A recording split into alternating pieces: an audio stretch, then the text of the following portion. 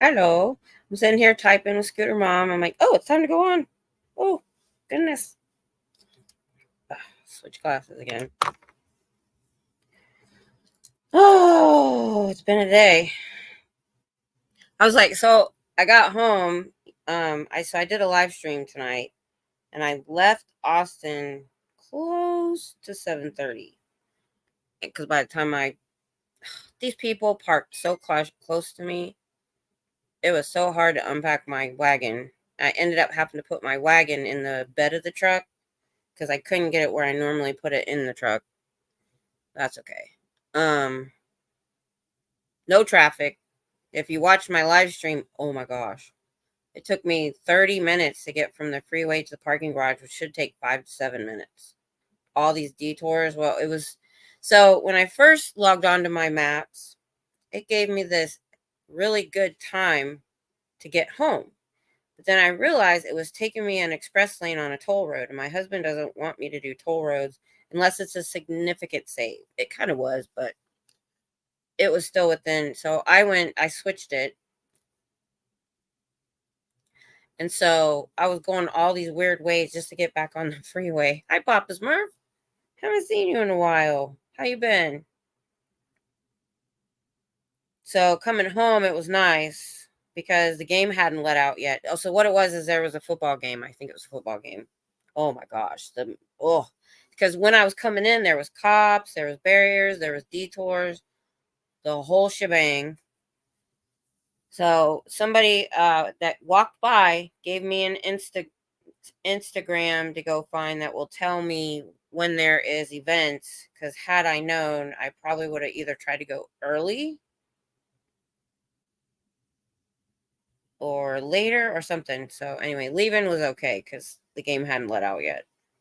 Because I've been there when a game is let out on an afternoon. Woo, man, trying to get out of the parking garage was horrible.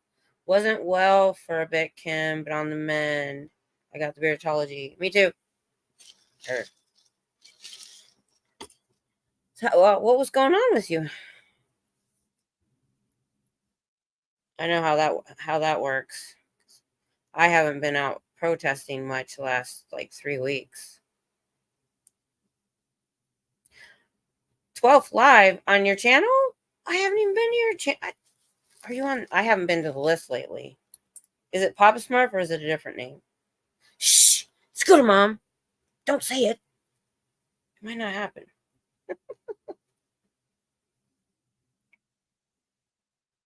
Because that's what happens is we have names in the chat and then a different name on the channel, and I sometimes don't put those together. Oh, I know how that is. Wow. Yeah. I've been borderline anemic since high school. I'm not quite anemic, but I'm too low to give blood. Every time I try to give blood, they're like, no, you can't. So I bruise easy, I fatigue, but I got fibro now, so I can't tell the difference. So I know what that can turn into. I was anemic a couple times, about 3 times now. So yeah, that doesn't feel good at all. Smurfman80. Okay, I will find that. Gotta switch glasses though. Hey, Mr. Fraud, how are you? Let's see. Smurfman80. Man. Sure.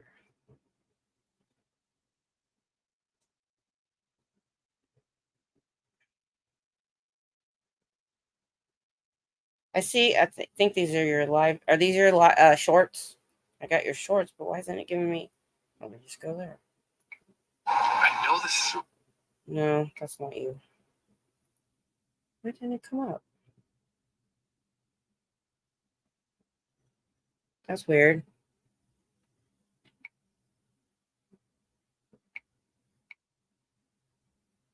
Let's try the @ symbol. No gaps.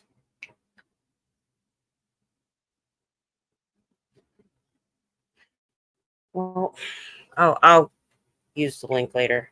I'm not finding it by just a search. Eat lots of red meat now. Oh, that is so bad. That's a hardship. I just can't understand. My husband would be like, "Yeah, sure, steak, no problem."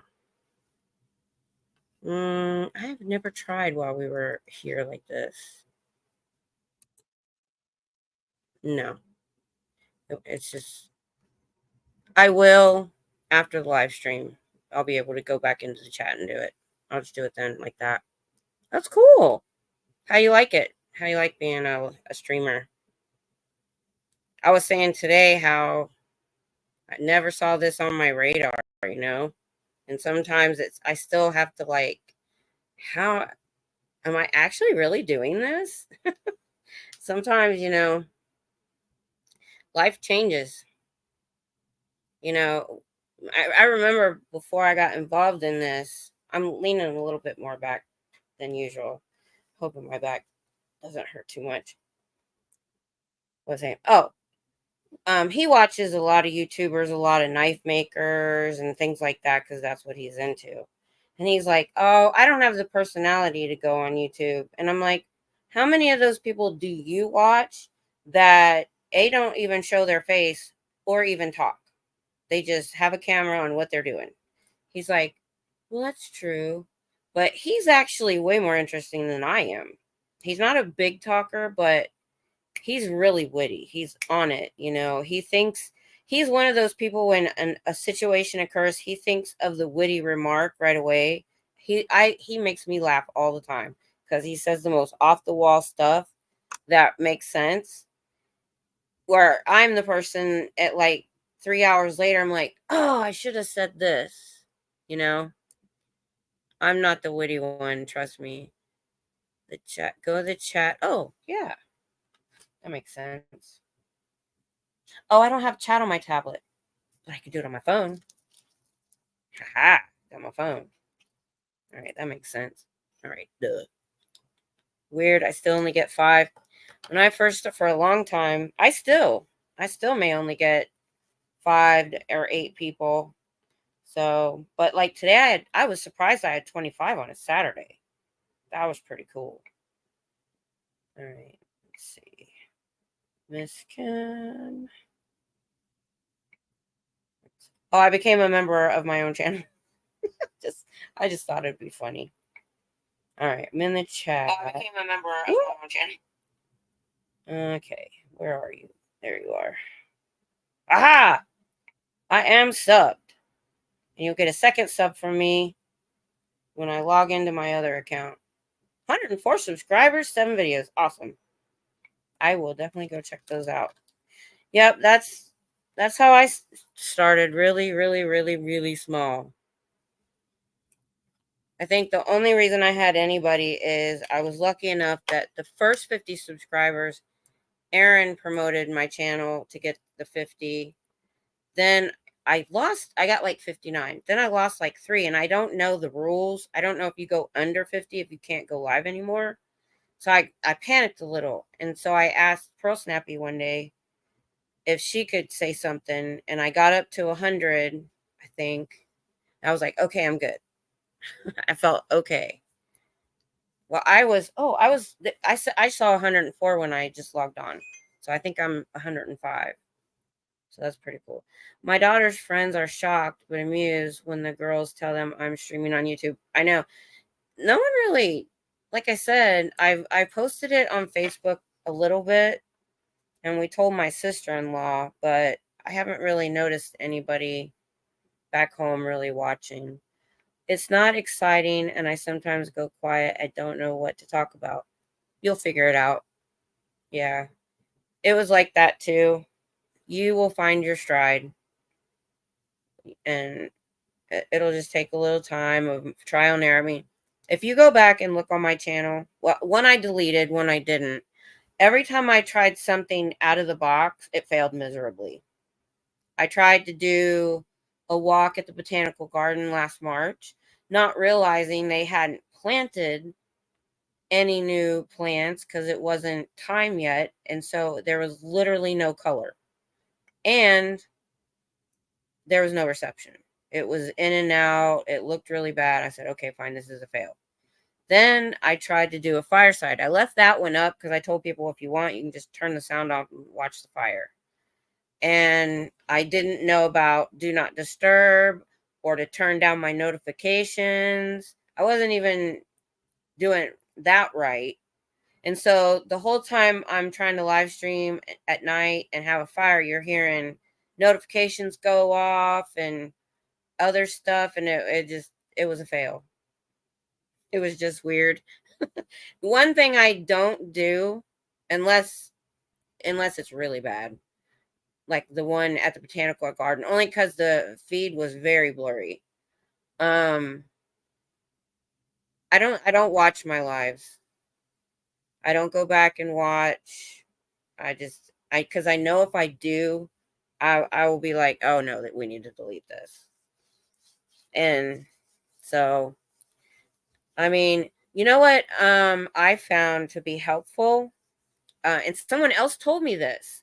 They told me about. Let me look at your channel again real quick. A lot of the things I learned, people gave me the ideas. They didn't come from me. Let me go back to your channel. I want to look at something.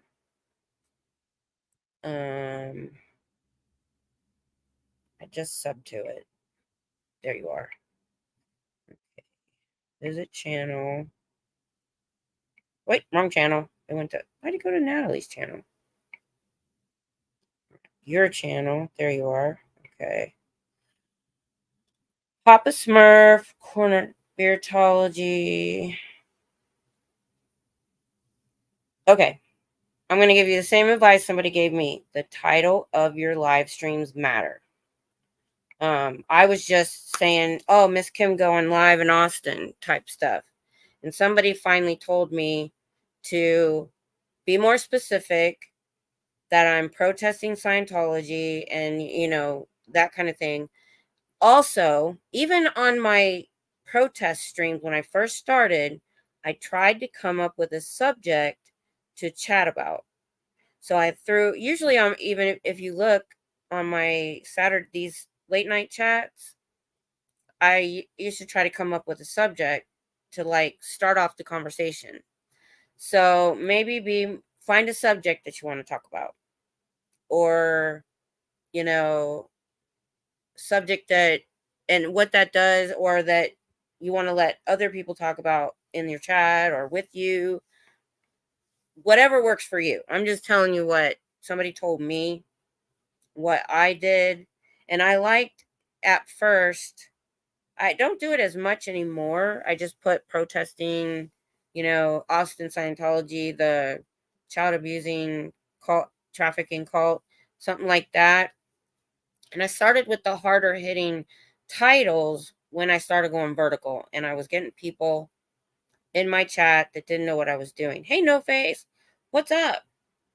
So when somebody told me to change my titles, it changed the whole landscape of how many people were watching, people tuning in, things like that. So that would be a good idea. And I'll keep an eye out. Now that we're subscribed, I'm going to go back in and make sure my notifications are on, so I can definitely help out. Because, yeah, in the beginning, it's super hard. I mean, it's just a new world that I knew nothing about. And I say that a lot, especially like when, like we were talking about in my live stream today, about how people can take anything you do or say online and pick it apart if they want to. If they have a differing opinion or a different outlook about what you're talking about, the biggest thing I can say is don't take things personally. I learned that. That was the one thing that I learned in the Army. I actually learned it more in my high school ROTC, but I knew going to basic training, I knew that the drill sergeants were going to be hard. They were going to get in your face. I knew what to expect, so I didn't take it personally. It was their job. The girls that took it personally and jumped back up in that drill sergeant's face and started yelling, oh, you're not going to talk to me like, oh, their life was miserable. So I think that I learned that a long, long time ago, to not take everything so personal. Like, that's a good piece of advice I would pass on. That's why when I get trolls and stuff, I just play with them. I don't care. I never, my biggest thing, and even in high school, I would go up to a guy and ask them out. I didn't wait, because what's the worst they could say is no. So they say no. So what? So I was already like that a little bit in high school. So, because it turned cold, usually my rings, some of them are too tight, but this one's so loose it wants to fall off.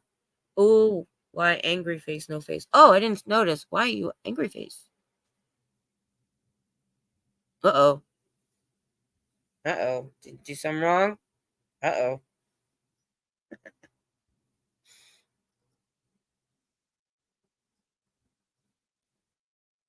But yeah, I would definitely come up with a subject. Maybe do a little bit of research on it. I mean, even one of my late night streams, I put aliens and supernatural or whatever. And then we ended up not even talking about that stuff. I'm going to take all my rings off. It was there to like start off the conversation, but we ended up having a whole different conversation. So, oh, and thumbnails. I found out, I noticed you have your Papa Smurf. That's cool. I have my, you know, Texas thing, and I use it sometimes. But I try to go and, ooh, I might do something in UFOs. If you do, I want to be in on it. I love that stuff. I love that stuff. Um, I started going into Google, and like on graduation night, I looked up graduation pictures. When I was doing something about something going on in the community, I had two people arguing as a thumbnail.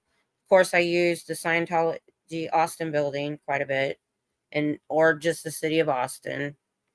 So that's a plus. Or sometimes, like tonight, if you looked at my thumbnail, I just took a clip art of Saturday Night Fun. So that's something I started doing that seemed to help a little bit. I don't know how to do thumbnails. Okay. Are you just going into so when you set up your live stream, either in StreamYard or YouTube, you have your phone. Okay, do it on your phone. This is what you do. So when you're going live, when you're starting your live, and it shows your Smurf picture up at the side is a little like edit pencil. So first you want to go get your pictures first. Okay, I'll tell you then on YouTube, because I stand right there on the sidewalk getting my live stream together before I go on in Austin. So I go into Google first. I find pictures, images. Like I put in Scientology Austin and the pictures come up. Then you right click on it and put save image, and that'll go into your gallery. Then when you're got your box, after you've done started the live, you can go into the edit button, and it's edit settings, and also upload thumbnail. You hit upload thumbnail, and it'll take you to your gallery in your phone. So literally I could see my dog and my husband and everything, and then whatever else I saved from Google Images. And that's how you set up a thumbnail on YouTube. See, people told me this stuff. I'm not an expert.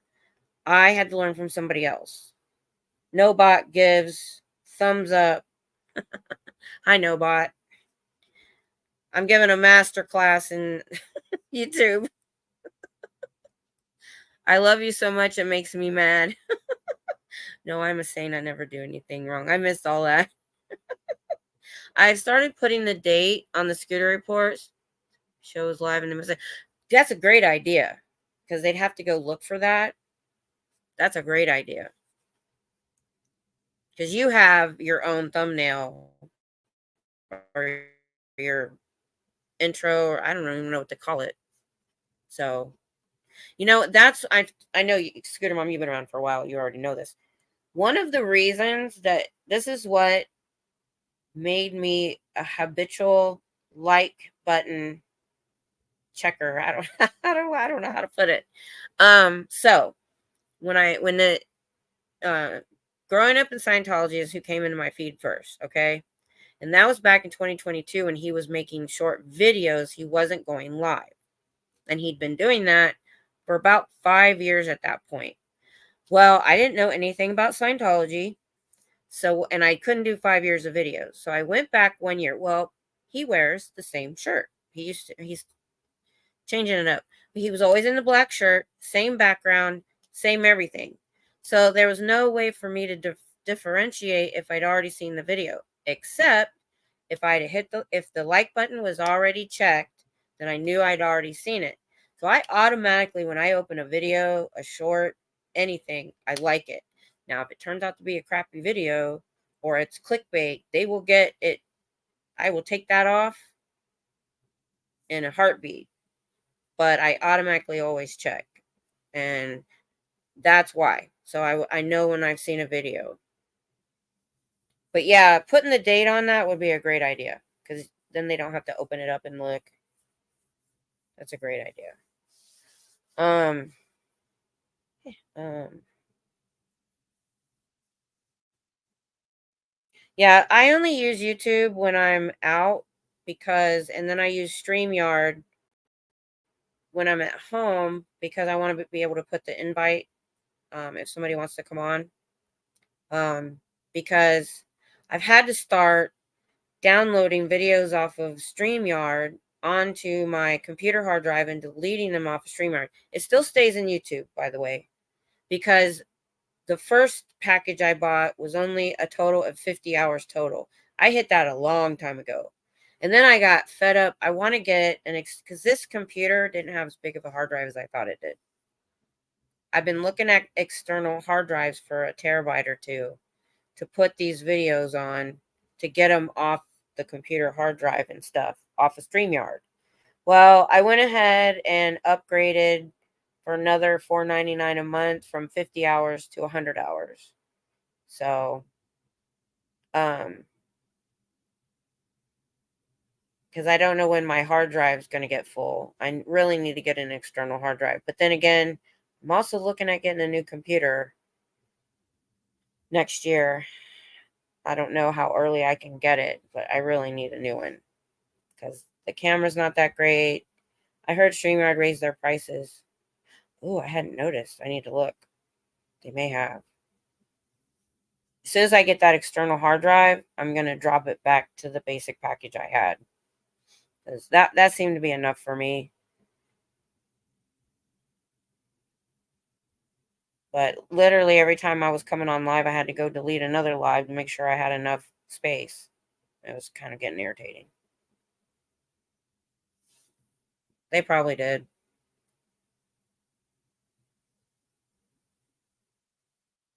I need to sit down and do a budget. No Smurf gives. Oh, now we have no Smurf. Uh-oh. Are you the anti-Smurf? I love the little icons you're using. That's hilarious. Yeah, I fully expected you to have a big white beard, Papa Smurf. I really did.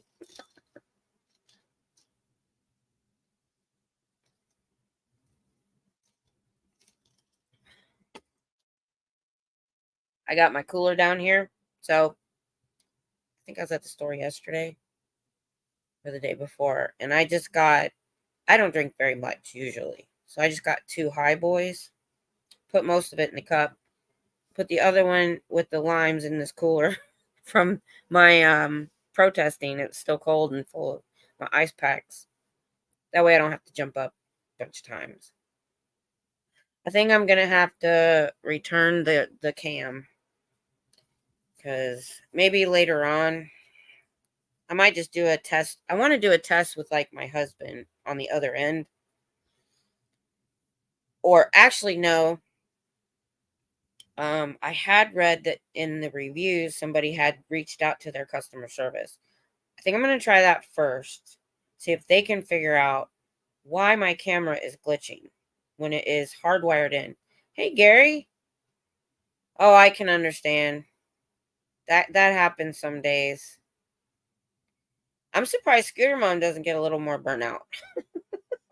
You were with me the whole time protesting and this. And I know you do other stuff too on other channels. Fraudy. That's a good one too. I got Mr. Fraud from somebody else. Fraudy's good too. I just don't want to use the first part of your name. So that's cool. I forget. I do get burned out. Take time away when. Oh yeah, me too. There are days that I don't watch anything, and then I have to get caught up. Like I was just watching Aaron and Jenna. I was in the middle of her reading where they said where the ranch was a school, great school, beautiful. Oh my gosh, it was so. Oh my gosh, so bad. I'll have to go back and finish that. I watch quite a bit in my 3 hours round trip because, like, I'll put like Natalie on maybe, or you, Scooter Mom, and no offense, but I'll put you on like 1.25, which works out perfectly because you and Natalie are fairly slow at talking, which so it's perfect. You don't sound weird. You sound, just fine. Don't usually watch any faster than that. Me, if somebody put me on 1.5, it'd be ridiculous. Anything else interesting happened this week I missed? I missed quite a bit this week. I'm not caught up on Natalie. Um, for a few days, I need to. I watched I think it was Fridays or today's, but it was mostly chatting. I'll leave you on with the sound down for. Oh, thank you, Gary. I appreciate that a lot. There are some people I put on 1.5. Yeah. I've done that if I'm only catching up like a little bit on a regular live.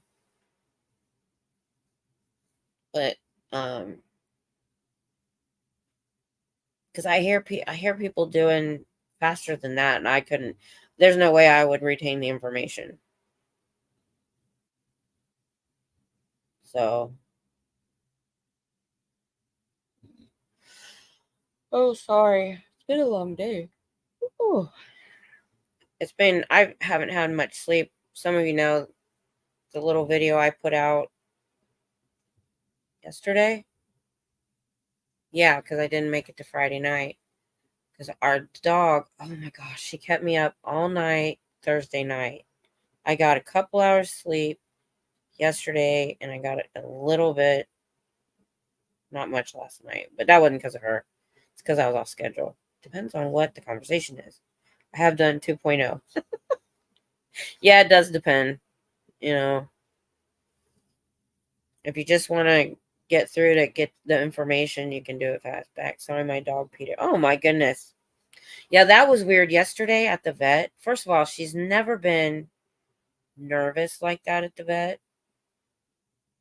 She put her head between the chairs and was facing the wall. That was weird. Oh, so I just took my dog to the vet yesterday. Oh my gosh. Oh. If this is something ongoing, I would recommend diapers. Um I had two dogs that belonged to a homeless man for a little while that I was fostering. I had to put diapers on both of them. They weren't sick, they just weren't trained, and it worked out pretty well. The boy, if I don't know if it's a girl or a boy. Oh, you said he's. Boy diapers are so much easier. Yeah, she's much better. We're pretty sure it was probably an ear infection, and that was causing her the nausea. If you've ever had an inner ear infection, so they gave her a shot for the nausea, which she hasn't gotten sick since, and then a pill that was going to be good for till today. And then she got the pill for the nausea. Yeah. So, and drops, of course, for her ears, and an antibiotic. And they gave her the antibiotic because she was coughing, just in case she had a respiratory issue too. They said, we'll just do double duty, give her an antibiotic, and take care of whatever might be going on. Yeah, when she didn't want food, we knew something was seriously wrong. So they said pollen's up really bad right now. I know my husband's miserable. I had the serum years ago, so I don't get quite as bad. But I remember getting allergies so bad, I had to leave church because I couldn't see. And it turning into sinus infection or throat, or even I got bronchitis a lot from just allergies. So that's too bad. I hope he's just a nuisance, and then he looks at you going, what I do? I know. You can't get mad at him. So, what I was about to say was, while they were checking her, I saw the tech come over and wipe up the floor. And I said, what was that? She was, she piddled a little bit. I didn't even see her do it. She's never done that. That was weird. He goes, probably because she's nervous. Like, she's usually, we don't take her in for anything serious like that. It's just shots, or she's had we've gone in. This is probably the fourth time we've gone in over her ears. I used to get bronchitis every winter. Oh yeah, me too. Yep, I used to get, since I was a kid. Since I was a kid, I would miss about 10 days of school at least once a year. And then I was a germaphobe before COVID. And but I amped that up, of course, and using the sanitizer and really like wiping off the carts at the store. And when I get home, I hit the sanitizer and I take off all my street clothes. So I'm really careful. I haven't even gotten the flu or the bronchitis. So not only did I not get COVID, and that was probably because I was isolated for the most part, but I haven't gotten the flu bad in like 3 years. Fraud. The vet's is an hour away from me, and I don't drive it. Oh, what state are you in, Papa Smurf? And they don't do home visits here. Well, that's too bad.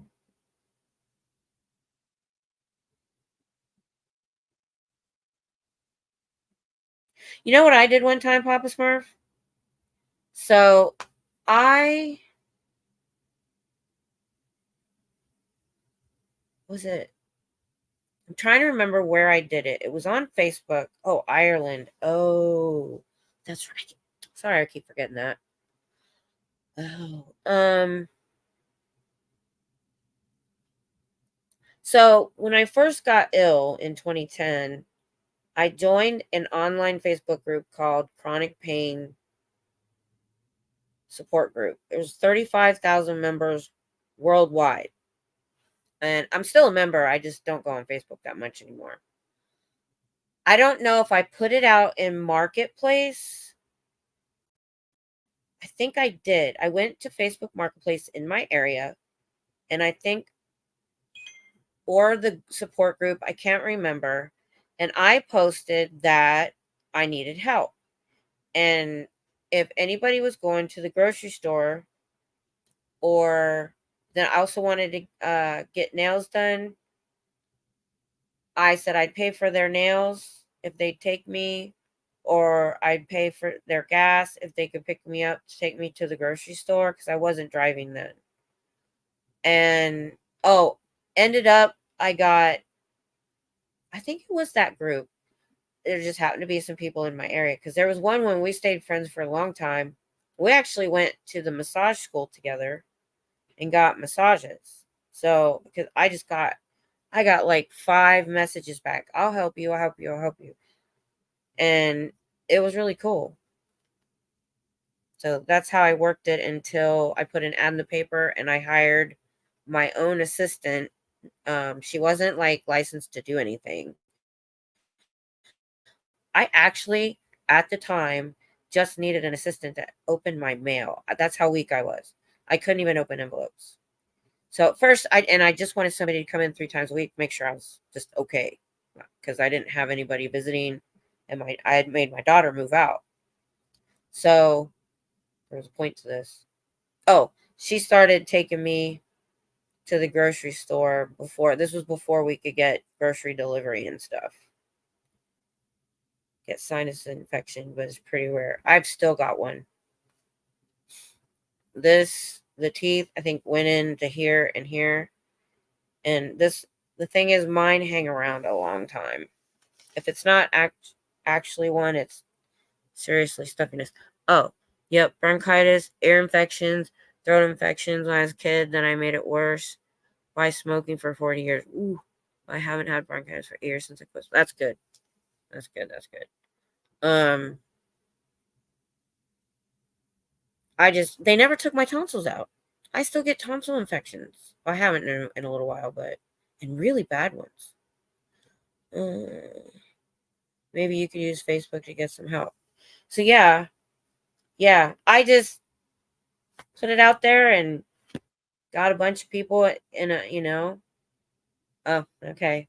Yeah, they try to tell you keeping your tonsils somehow is going to make it better. It doesn't. I'm sorry, it just doesn't. So yeah, I mean, it takes a little bit of a leap of faith, but some people will do it just if you just need a ride somewhere that they might be going to or something like that. So that was back when I had to use a scooter to grocery shop because I had a walker for the first 3 or 4 years. So, gosh, I swear the hardest part, I don't know if you've got a grabber. I could still stand up to get things, but man, my legs would be so tired. Pathology number 6 cracked open 6. Oh my gosh. I haven't even finished one. It doesn't take me very much. I don't drink that often.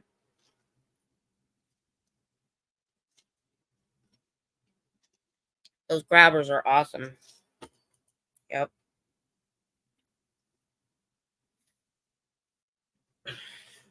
People are really, really, usually pretty nice too. They'll help you if they see. So that was nice. But once I could finally start getting um grocery delivery from Walmart, then I was okay after that. I wasn't eating very much back then. I didn't have to go very often. So, yeah. Alrighty. I think it's time.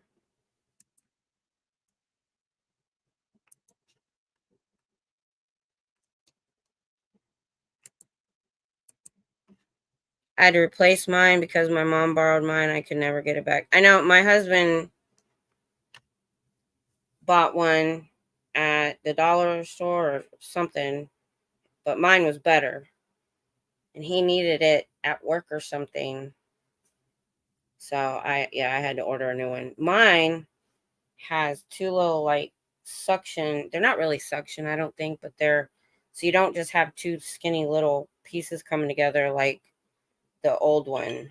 It has 2 rubber pieces that meet, so it grabs a lot better, especially if I'm getting a big cup off the shelf, like this cup like this. So it kind of really grabs it really good because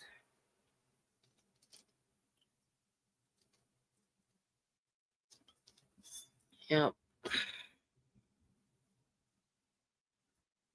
But yeah, I'm leaning back a little bit more this time.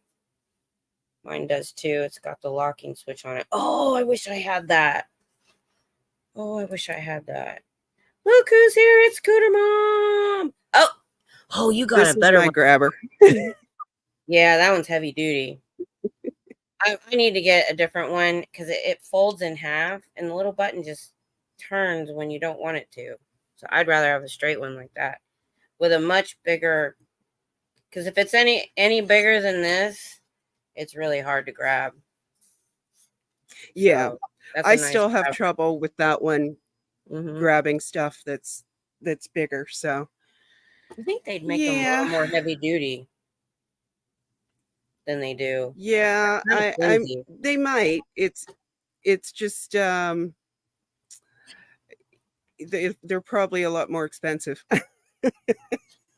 Yeah, there's that too. Yeah, mine was pretty cheap. Mm-hmm. Mine does the job.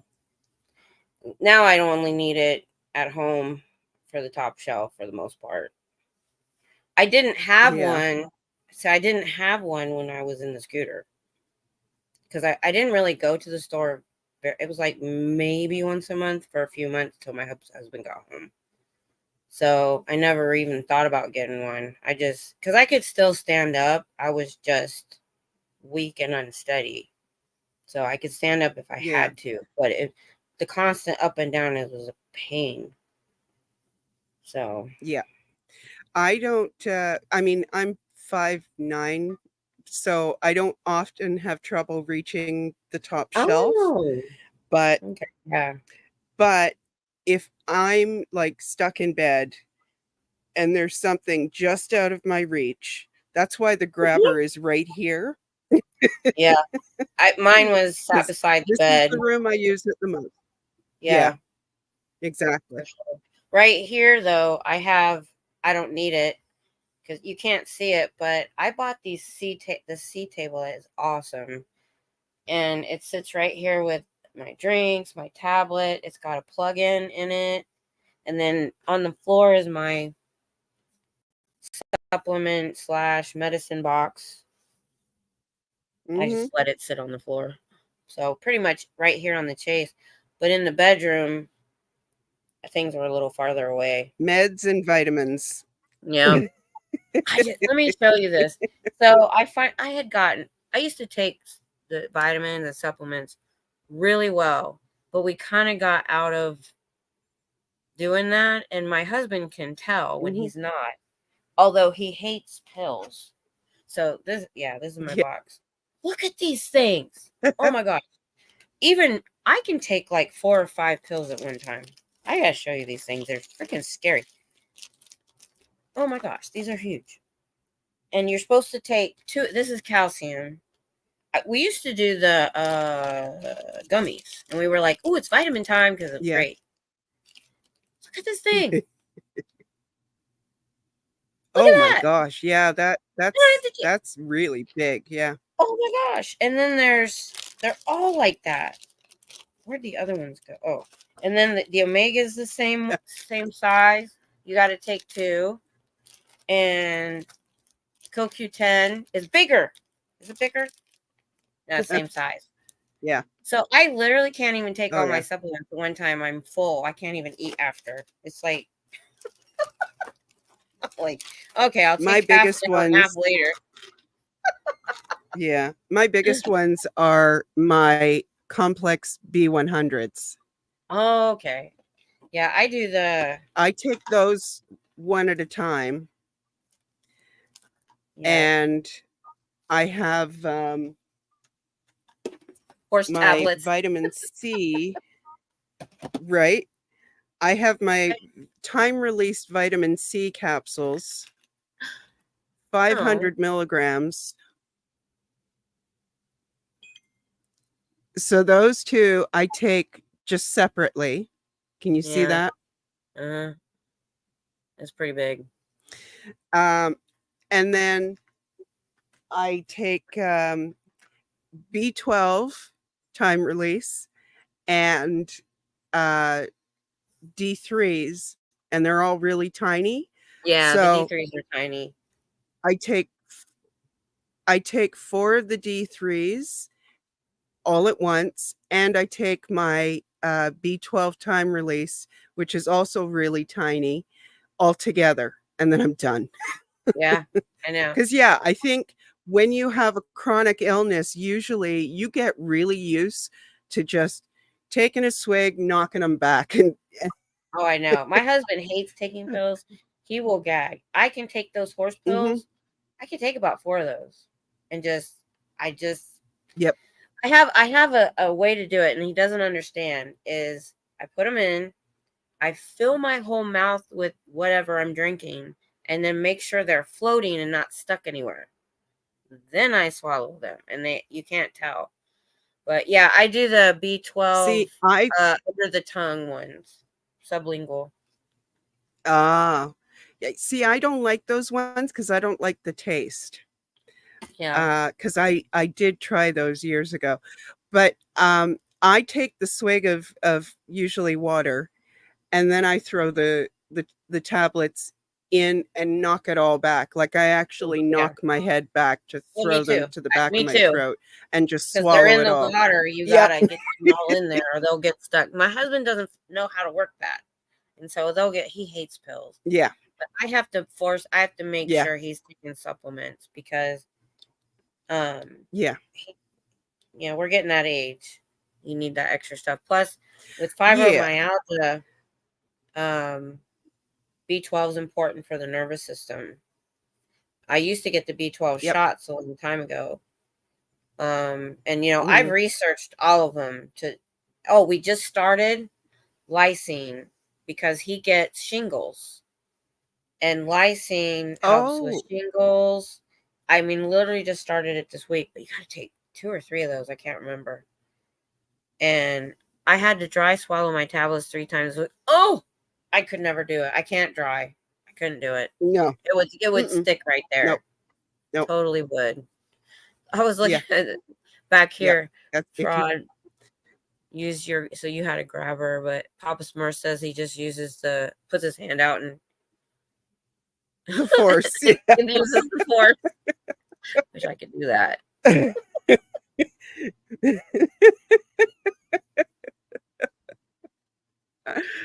You're super funny. Trust Well, I me, you're mean, gonna find your if stride I if you can't reach it with the grabber, Mhm. if I can't reach it with the grabber and I You're like, I can't don't need get it. up to get it, I call one of my daughters. Okay. Okay. If they're not home, then I wait. Sure. Yeah. So I was off my B12 for a while. I ran out and I kept forgetting to buy more. I've done And that. I have a peripheral neuropathy. I was diagnosed with it earlier this year. Oh, I've heard a little bit about. And I'm not diabetic, but most people immediately think diabetes with that. So I'm still trying to get used to dealing with it. And my legs have been going crazy for like the last month or so with just horrible pins and needles and creepy crawly feelings. And it aggravates me at night, And you especially get that with because fibro one too. leg wants to be in one position, yes, and the other leg wants to be in a completely opposite position, and you can't do both at the same time and be comfortable. So I'm like Yeah. missing out on sleep, and I already have a hard enough time sleeping as is. So yeah, I finally remembered because I did a search, and I'm like, what helps with peripheral neuropathy symptoms? And it's like B12, and I went, oh, duh. I can Immediately tell ordered when some I'm out of more. it. Yeah. I take magnesium at night to help me Yeah. sleep. Um, Hmm. there's some others. One of the reasons I think the calcium was so big, it has the D3 in it, so I don't have to take that separate anymore. That's one of the reasons that's bigger. I can't remember the other one, but yeah, lysine surprise. I'll tell you because we just started. I looked up what helps with shingles, and it's nerve related, and lysine came up, Hmm. and I was surprised at how many things it helps. Does lysine do for the body? Okay. Okay, it's a building block of protein which helps tissue repair, production of enzymes, antibodies, and hormones. calcium absorption, collagen formation, immune system support, which if you have fibro, we have an autoimmune disease, blood pressure, which my husband has bad blood pressure, muscle growth, which I need because I've lost all of my lean muscle. I've got to gain back. Athletic performance. I found better ones than that. 15 reasons. Here we go.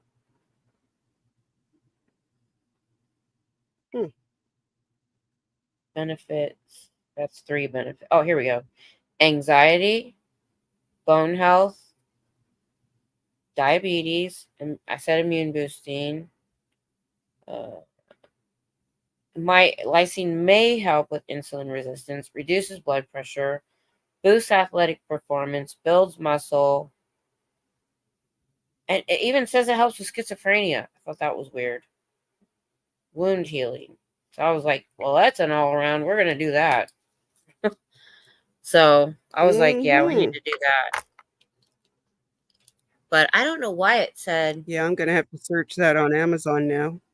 Yeah. But, I'm getting pains and fatigue as well. Oh, wait. Go back. I'm taking the B12 for bones. I think that's part of the iron deficiency. Probably is. Yeah. I could see that. You know, I tried one time to take the extra iron pills for a month. I went back and I still couldn't give blood. And all I got, it didn't raise my count at all, except you get the side effects. And I was like, so I don't actually, I take a multivitamin, but I don't take extra iron. So yeah, hopefully. I before I had my back surgery, they said I was anemic, and so they gave me a special supplement that, well, they gave me a bunch of samples, but ordinarily you can only get it by prescription. I don't remember what it was called. But it made the body create its own iron. Like for some reason, it made the body increase its production of iron. Yeah, I wish I knew too. And see, I'm not eating enough red meat, like he said. We don't eat a lot of red meat anymore. Yeah. Well, you know, eating a lot of green leafy vegetables helps too. I do try to eat a bit of. I'm bad. I'm bad about that. I never used to be, but I think it's because prices are so high. It's really hard to get enough. But anyway, but yeah, so they put me on that for, I think it was about 3 weeks before my surgery, and my iron levels were still a little lower than they wanted them to be, but they were better. So they went ahead. It was mostly so that they didn't have to give me as many blood transfusions if they needed to give me a transfusion. Yeah. So that was their reasoning for doing that. But yeah, so I realized, oh, okay, like it's because I have fibromyalgia and chronic fatigue, it's really hard for me to tell if it's the chronic fatigue or if it's anemia that's causing the fatiguey feelings. I forgot that I had chronic fatigue syndrome, and I do have that. I couldn't for like 2 months when I first got it. I couldn't sleep at all, and like with chronic fatigue syndrome, you don't get into stage 4, which is where your body repairs itself. And so even though you sleep 8 to 10, 12 hours, you wake up feeling like you're not refreshed at all. Yeah, I kind of forgot about that part. And because they always go together usually. It's rare for me to get more than 5 or 6 hours of sleep. Oh yeah. If I get the odd time I get 8. Yeah. The odd time I've had 8 hours, and I'm like, what happened? And then I still need a nap later in the day. Chopstick sausages. That sounds good. Make me hungry. Mm. I had my sandwich on Mm-hmm. the way home. That's all I had. But stop hitting the table. Yeah. But yeah, I'm thinking about doing fibromyalgia stream because so many of us have it now. When I got it in Yep. 2010, it was not they only started researching it in the mid 90s. So Mm-hmm. the literature I did find, the books that I found at Barnes and Noble were already out of date because there was already newer stuff. And Yep. one of the books that I have was written by a doctor who has it. And she had it through medical school and didn't tell anybody because of the ridicule. When I first got it, Yep. doctors still didn't believe it existed. And Yep. when I Or they went to, called it a garbage diagnosis because it didn't fit with anything else. right. But they're getting better at diagnosing it, thank goodness. Yeah. But, and then, it does sound like it can be hereditary too, because my daughter had 2 carpal tunnel surgeries back to back, and that wasn't, and she's enough trauma that she went into fibromyalgia. Hers is more mild than mine. So I wonder Mm-hmm. if my mom had it. They treated her for all kinds of weird stuff. But yeah, there's so many of us that have it. I'd love to have like a group discussion, what works for you, what helps you, kind of stuff. I think that would be cool. Yeah. Yeah. Because I know Cheryl has it. A lot of people in the chat have talked Mm-hmm. about it. So I'm thinking about doing that. Marilyn has it. Yep. I didn't know. Yeah. I didn't know maybe I did. I forgot. I I'm not was sure. just watching a stream today that Cheryl and Marilyn did, Me too. and they mentioned that they both had it. Oh, I missed that. I think I no. Yeah.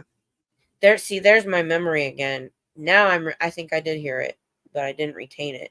Yep. Sometimes I don't retain some Yep. information. I remember Cheryl talking about it, and I didn't Yep. realize those shots would help the fibro because, as you know, it affects our fight or flight, in the pituitary gland, and all. Mm-hmm. That's why we're tense all the time. I get about Mm-hmm. I get about 15 to 20 trigger point injections every 4 weeks from the base of my skull down to the bottom of the shoulder blade, out my shoulders, just to release the tightness. And Mm. that's really the biggest thing that's helped my fibro, is releasing that tightness in the Yeah. trigger points. So, I should because the be meds, asking my pain specialist about that. yeah, because they've tried the steroid shots, didn't really make a difference. They tried Botox. What works for me, the lidocaine is they only use the lidocaine for the actual injection. It's the needling Mm. into the knots of the muscle that release the knots, kind of similar to acupuncture. My old doctor used to Okay. go in and Yeah. he'd move around while the needle was in there. And you can't do every 4 weeks if you have steroids or something in it. With lidocaine, I can. And when I don't go, I lose range of motion, like from left to right in my neck, Mm. because it just gets so tight. Yeah. I didn't know those shots everybody's been trying would actually help the fibro too.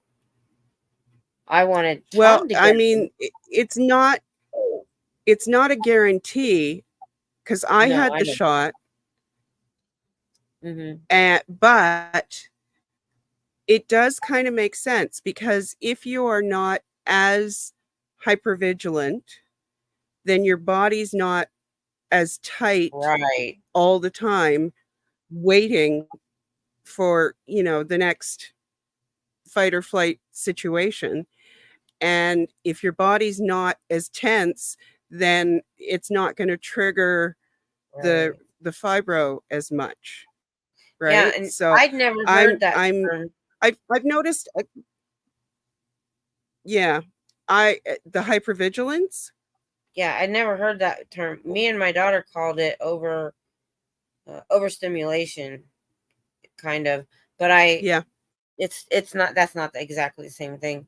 The hypervigilance I called no, my but it's anxiety. similar. Yeah, Yeah, I do have the yeah, hypervigilance, and I can see it now through years where I called it just anxiety. And now I'm, getting talk. yeah, That's why I want to do a talk about it because, you know, there are things that I still don't know about it. Like I'd never heard that term before, and now a lot of that makes sense. yeah. So I Well, think my that would be last a pain cool discussion. specialist when yeah, my last pain specialist when I started seeing her, that was 2005. Um, she put in her report to my family doctor that I had hypervigilance, and I had to look it up because I didn't understand it. But this woman, she was so thorough that the first appointment I had with her, she did a full medical history. She also did Oh, a physical, but the whole thing took more than 3 hours.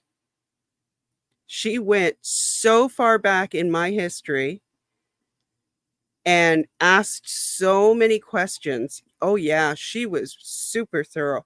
She when was I also she was the first doctor that I spoke to who knew more about fibro than I did. And by then that I was knew so. a lot. Yep, my the pain doctor I found, Dr. Lowry, in 2000 and like January 2012. He was a resident at the pain Hmm. clinic at the hospital I was going to, and nobody else was really doing anything or talking to me. He walks in, he goes, "I wrote a Hmm. paper on fibromyalgia." And I'm like, "Oh my gosh." And he was great. But about a year, getting close to 2 years ago, he left the practice I followed him to. So I was with him Yeah. from 2012 to 2022. And Hmm. he worked with me with meds. We did and we worked our pain management out. Took us a couple years to get it all Hmm. right. And so Yeah. I've been pretty much on the same thing for many years. Um Yeah. when he Mine met was a me, teacher. She was an instructor. oh, that's even better. When I went to the army doctor, Yeah. like, of course pain management's different. But when they sent me to the hospital because they changed the structure, they literally gave me 20 minutes. Hmm. One thing, 20 minutes. I'm like, "You need my history." I still had a walker then. And I'm like, I get some young captain that just got out of college a few years ago treating me like a private. I'm like, they really need to treat retirees differently. We need A, more time. Yeah. B, I think they should have a special clinic for retirees because we have a whole load of Hmm. new problems that soldiers don't have. So that's the Yeah. only thing that annoyed me. Although the doctor I have right now, he's been with me.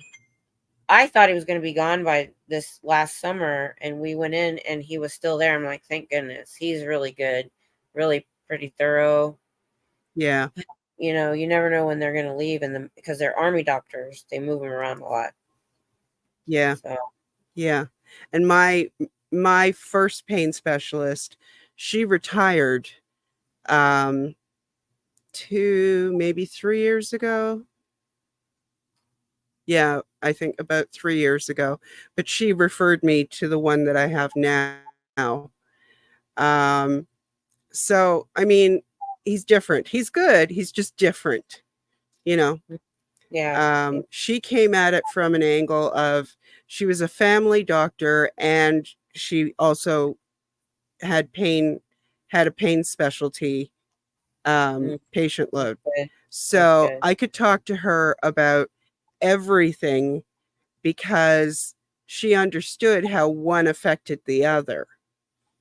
Hmm. And this guy, he's, like I said, he's good, but his main thing is he's an anesthesiologist who That's so has a weird. pain practice.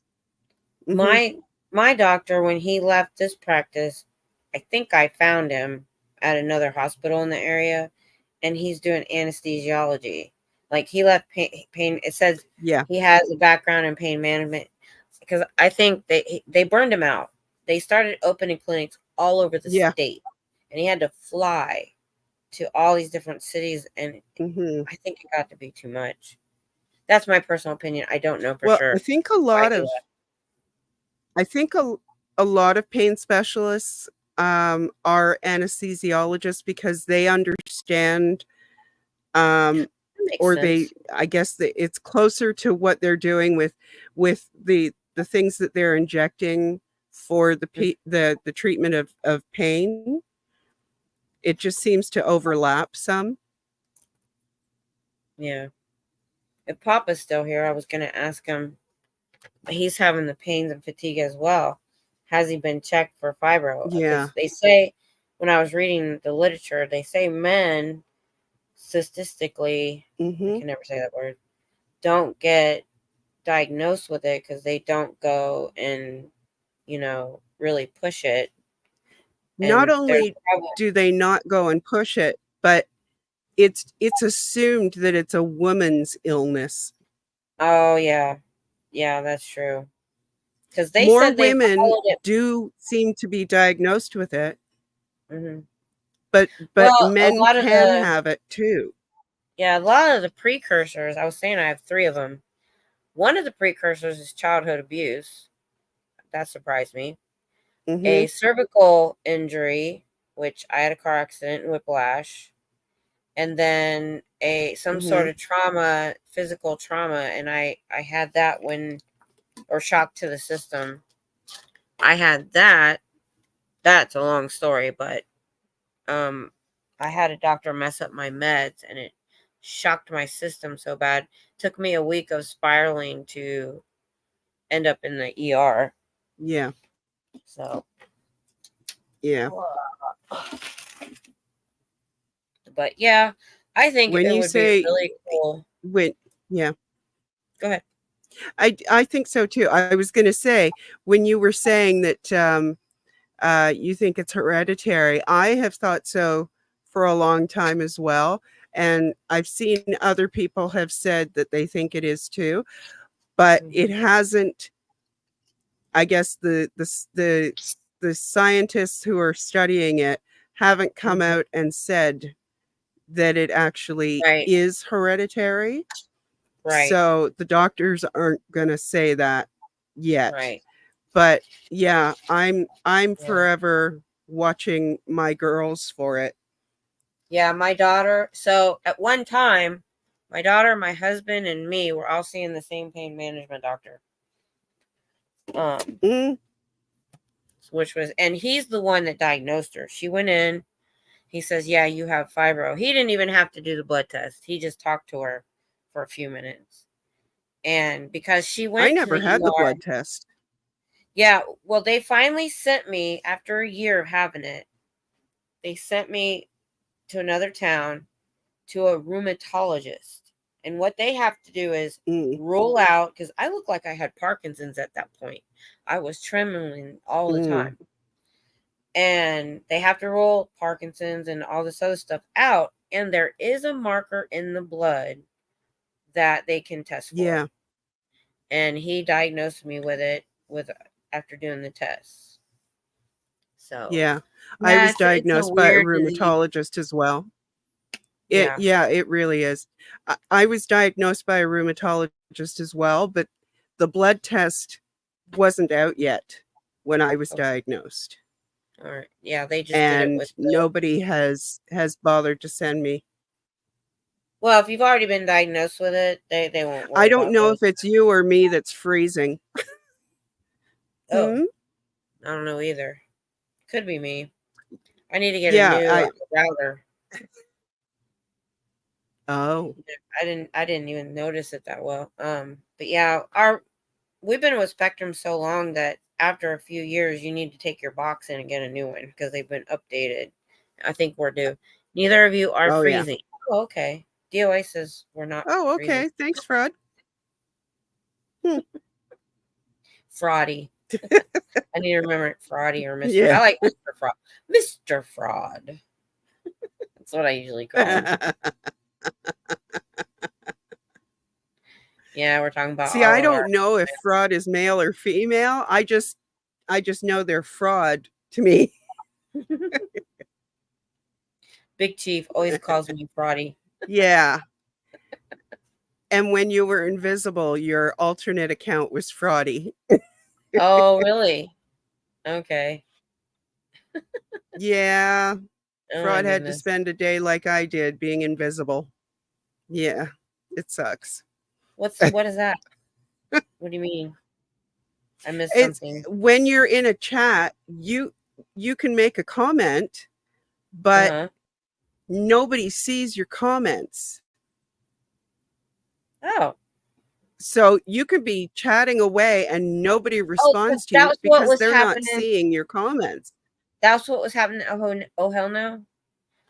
I don't understand that. Yes. Hey, Miss Sunrise Dawn. No, either do I. Good morning. And YouTube won't do anything about it. Hey, Sunrise. Of course. Yeah, without being Without being hidden. hidden. Exactly. Yeah, that's the part I didn't understand. That is so Tuffy. weird. Sorry, if you hear a don't cat understand. whining, it's mine. Oop. Sorry, I hit the Yes, table it again. happened to Sin. She has 7 different accounts that she rotates through because it hits every single one of them. Hey, Kathy and Yeah. Queen. Both It's just jumped in. crazy. Hey, how y'all doing? Hey, nice to see you. We're Hi, just- Queen we started Suki. out See you talking about again. Hi, Kathy. Yeah. we were talking about Well, we supplements always do that. and our ailments. I wanted to, Yeah. if anybody else that just jumped in has it, or even anything similar, I think we're going to do a Yeah. stream about it, about fibromyalgia, chronic fatigue syndrome, some other stuff, I think. Mine are always whining. Thank you, Sunrise. Yeah. Go for the good one.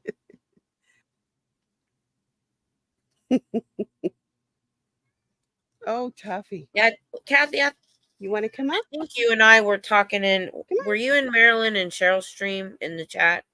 Was that you that I was having similar, we had, if that's the right person, we had similar backgrounds as far as our moms, because Cheryl said something and I was like, oh my gosh, that's me too. Were you in that chat today? Mm-hmm. I think you were. I have fibro and diabetes. We're going to do a fibro stream because there's a bunch of us. I'm going to schedule it one evening or day or something. Some of my cats are extremely vocal and will talk your ears off. Oh my gosh, I've had cats like that would talk to you all day long.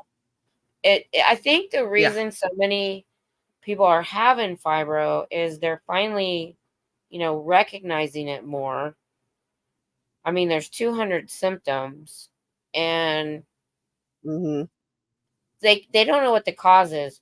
My personal opinion is the environment. I think the things that our country allows into our food, our packaging. So I literally got rid of as many toxins in my kitchen as I could. No plastic, glass or stoneware, silicone bags.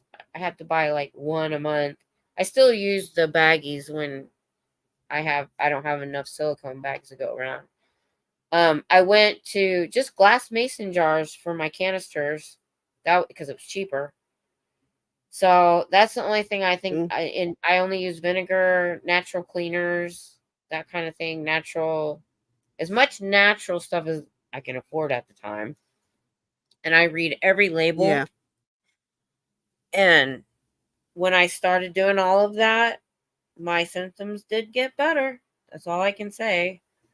Yeah, I was in the stream. Okay. I do think that there is an environmental. I do think there's an environmental angle to it, but I would say I lean more towards trauma at some Yeah. point being involved.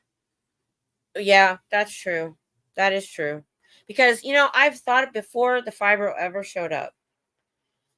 I thought, because I can remember my mother, because we talked about this in my live stream earlier, that I don't remember my mother as before middle school, Mhm. before seventh grade. Okay. Yeah. Seventh grade, she got, or sixth grade, seventh grade, she got a divorce, and it was just her, me, and my sister. And so I Mhm. remember all of that. And I had a point. Because they do say a precursor to fibromyalgia is childhood trauma or abuse. Yep. And so I had that. Then they say you have to have a cervical injury. I had a bad accident at 19 with really the whiplash was so bad that, you know how your neck curves like this way? Mhm. Mine was straight. Yep. I still don't know. I don't Yeah. know what it looks like now. I'm getting x-rays soon. Um Yeah. and then the I other one didn't was another I'm not precursor. aware of having an injury like that, but my neck has always been like that too. Really? That's Yep. unusual. That could be Mhm. just cervical pain may do it. But, you don't have to have all of those precursors. It could just be one or two also. Yeah. My Yeah. physio girl diagnosed me when I was You had that too, 34. Kathy? Yeah. Oh, see, that's unusual because Yep. like I said in the research that I did, and I got sick I got it in 2010. Didn't get diagnosed till 2011. And everything I was reading was, it wasn't widely accepted. So the fact that you got diagnosed 34 or 30 years ago is kind of unusual, actually. Mhm. That you had a Yeah. good doctor then. Yeah. So there's just so much literature out there now. I just wish they'd figure it out. I really do. I mean, I was technically diagnosed in 2000, but the doctor who diagnosed me only said, "I suspect fibromyalgia." She wouldn't go to the point of saying, "I believe this is," or "this is," you know? So I Um, had to push to be referred to a rheumatologist, because here you have to be referred to any specialist. oh, too. Um, Us too. so okay. I'm I think it lucky I got varies to from keep. state to state because yeah, Mm. I used to talk to someone else like 20 something years ago who said that they could just book an appointment with a specialist and not have to get a referral. So it might vary from state to Oh state, yeah, or it may yeah. have changed over the years. I don't know. I'm not as up on it in the States. Well, But military, yeah, army so insurance is I different. had to push. Yeah, Yeah, army I insurance had is a to little push for different. a referral to get a proper diagnosis. Well, luckily, at the time when I got sick, I had an off-post family doctor. We were allowed to go off-post then. You just had to pay the copay, and I was willing to do that, to have the same doctor for 5 or 6 or whatever years. And then, literally, like 3 years after I got sick, they built a brand Hmm. new, spanking new hospital on the base. Big, huge new hospital. And then they made anybody within a certain radius have to go to the hospital, to the clinic. We go to the Yeah. clinic.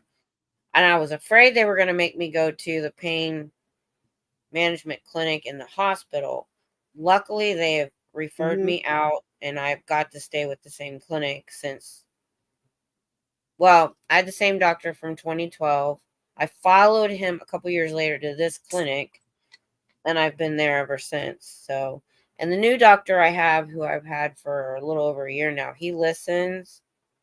and you know he's not as great as the other guy, but he at least tries. My mother was Yeah. diagnosed with fibromyalgia for months.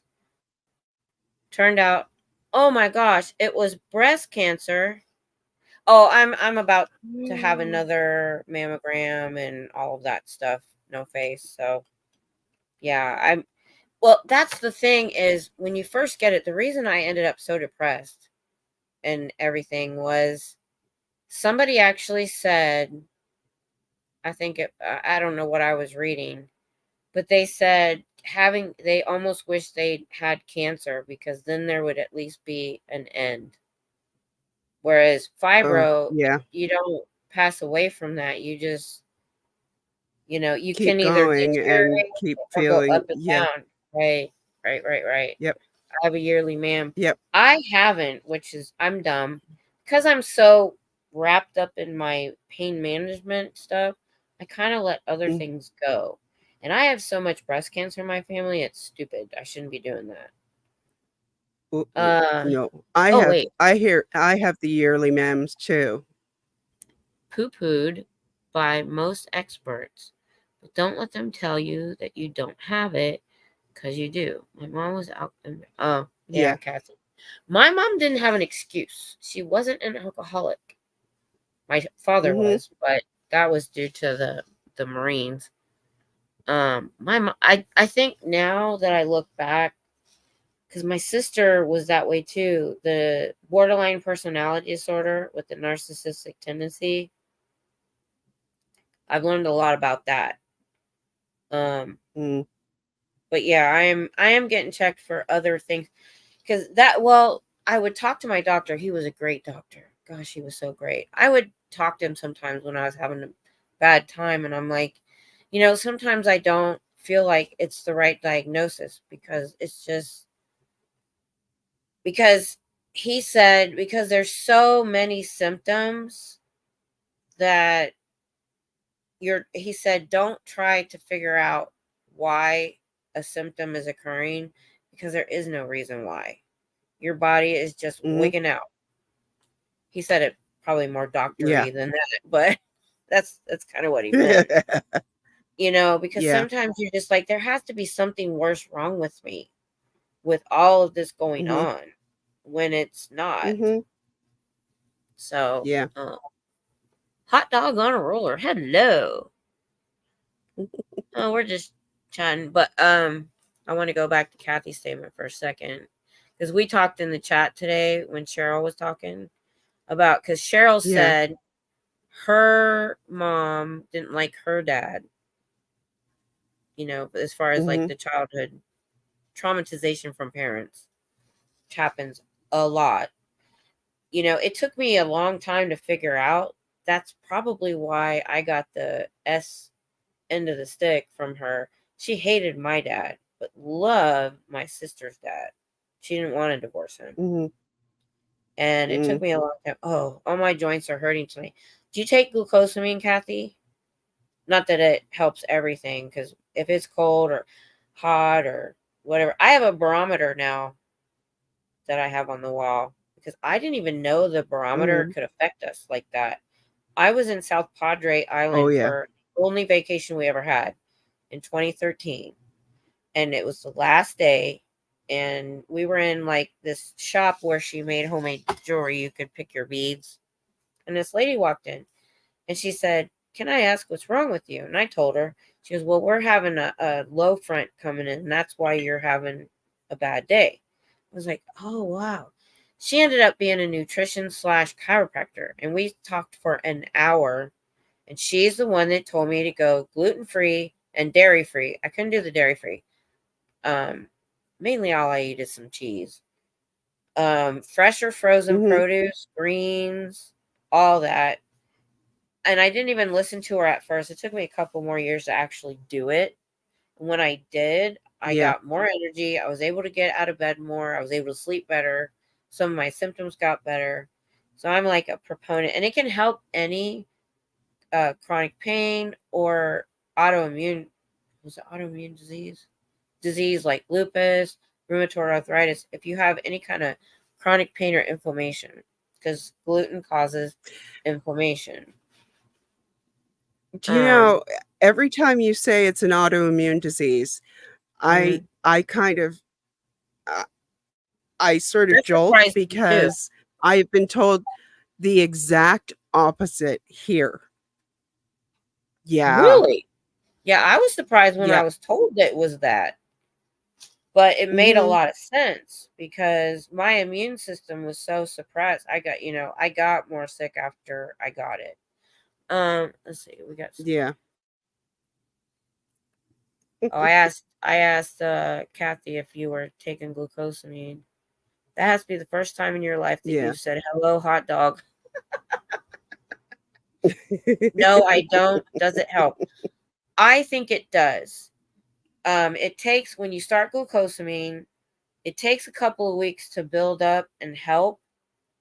And this is how I know when something works, when I'm out of it. And when I've been out of it for days or weeks, I can tell. I don't really know because I still have days where my joints hurts even with it, but I really do think Mhm. it does help. Because it helps. I forget what it does in the joints, but it does help. And My there's some latest Mhm. good. No, go ahead, finish finish what you were saying. Actually, I kind of had a brain fart. It went away. I spend my time. My latest thing is something from my neck is aggravating the whole area down the shoulder, down the arm. So if I have my arm like too low, you can't see it on the camera, but if let's say if my keyboard was down flat in my lap, because I have a laptop desk, but I still have Oh, to that's have good. it on on a tray, Yeah. because if I have it down too low, my arm starts pins and needles, and then it just gets so Uh, painful, and then all of a sudden I can't really use my arm because it's just it doesn't respond as well, and it's so painful. So I'm like setting myself up so that I can keep my shoulder and neck in just the right position. mhm. And if I'm not typing, I have to hang my arm in just the right position. Otherwise, just that slight, like even by a couple of inches, it'll start hurting, and it just starts the whole cycle. So it's so weird. I know. Oh, what really got me today was when Marilyn, I do remember Marilyn saying that because they were talking about I remember now how things hurt them hugging or whatever. Hmm. And I was I Yeah. was getting ready to go, so I couldn't chat because there are days clothes hurt. I've had days where my clothes hurt. Yeah. If my t-shirts get a Hmm. little old and you know how things pill, they get pills on them and they're a little Hmm. rough. I have to get rid of it Yeah. because Yeah. literally there are days where just my skin hurts. And Yeah. so my husband, the day I went in the emergency room, he was getting on a plane in Houston for Iraq for 14 months. And it was a civilian contract. He's like, "Well, should I say?" I go, "No, I'll probably be fine." So when I found those books, I literally bought a second set of books and highlighted a bunch of stuff and sent it to him in Iraq so he could understand what I was going through because he was not handling it well. He was not happy with me. He didn't understand what was wrong with me and he was giving me a hard time. He called me lazy. I'm like, dude, I can't move. Hmm. Till he got home, he didn't understand. So I sent him the books I was reading so he could understand it. That didn't help very much at first. Because guys kind of know he's kind of a fairly decent guy. He just couldn't wrap his head around what was going on. Because I went from being a completely active, working full time, teaching adult Sunday school, writing the newsletter, volunteering with my daughter and stuff for years. I was active like that. And then bam, I'm in bed. Hmm. Don't know why. Yep. So I had someone that I thought was a friend ask yeah. me if I was sure right after I got the diagnosis for fibromyalgia. I had told, this was like a group of online friends that I had at the time, and I told them, and most of them were like, "Oh, you finally have an answer. That's fantastic. So now what do you do for it?" And but this person said, "Are you sure you're not a hypochondriac?" Oh, I know. That And was the the last books time I I spoke read to her. said we were going to go through that because they don't understand. Mhm. This is what I was reading. They don't understand why you cancel plans because I couldn't. I'm better now. The more I don't know even know why. I think it's a force of will because my fiber really didn't get that much Yeah. better. But when they fixed my back, it's kind of my force of Mhm. will. But when it was first going on, you can't plan in advance anything because you did at that time, and I still am that way. I don't know how I'm going to feel from day to day. And back when it was bad early on, it was hour to hour. Like 1 hour, I'd be kind of okay. The next hour, I'm having pains, or I'm tremoring, or my muscles are seizing up. There was one time I taped it. I took a video. My caretaker and my husband was there. My neck muscles seized up so bad. I looked like the exorcist. I couldn't, it was going like this and pulling my head towards my shoulder and cramping up. And I'm just like, there was nothing I could do about it. And I showed my doctor the video, but I Yeah. lost that phone before I could save it somewhere. I mean, just the random stuff. Mhm. So there's 200 symptoms, and some of that stuff is so random. I never needed glasses before. I Yeah. had 20/25 vision. I got fibro, and now I'm Oh, blind. I've been wearing them since I was 8. Yeah, I didn't. Yeah. I I've been literally, wearing glasses since I was 8. I, I did not. I was fine with my vision. Now I'm so blind, I can't see the wrinkles or the freckles on my hand. So I'm just like, that was a trip. Yeah. Just it affected so Mhm. much. Let me go back in some of these chats. I want to. Oh, the celiac disease is more common. Is that what you were saying, Scooter Mom? Yeah. The getting away. Oh, I didn't know that.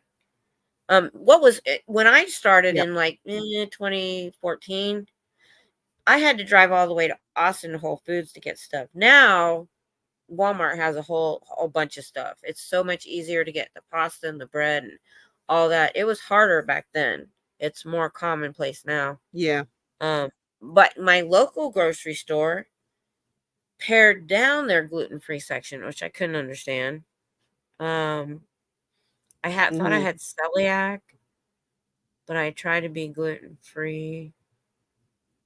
But yeah, all I can say is from experience, when I went gluten-free, my symptoms did get better. I mean, it's not gone. And it goes, you have the roller coaster of bad days and good days.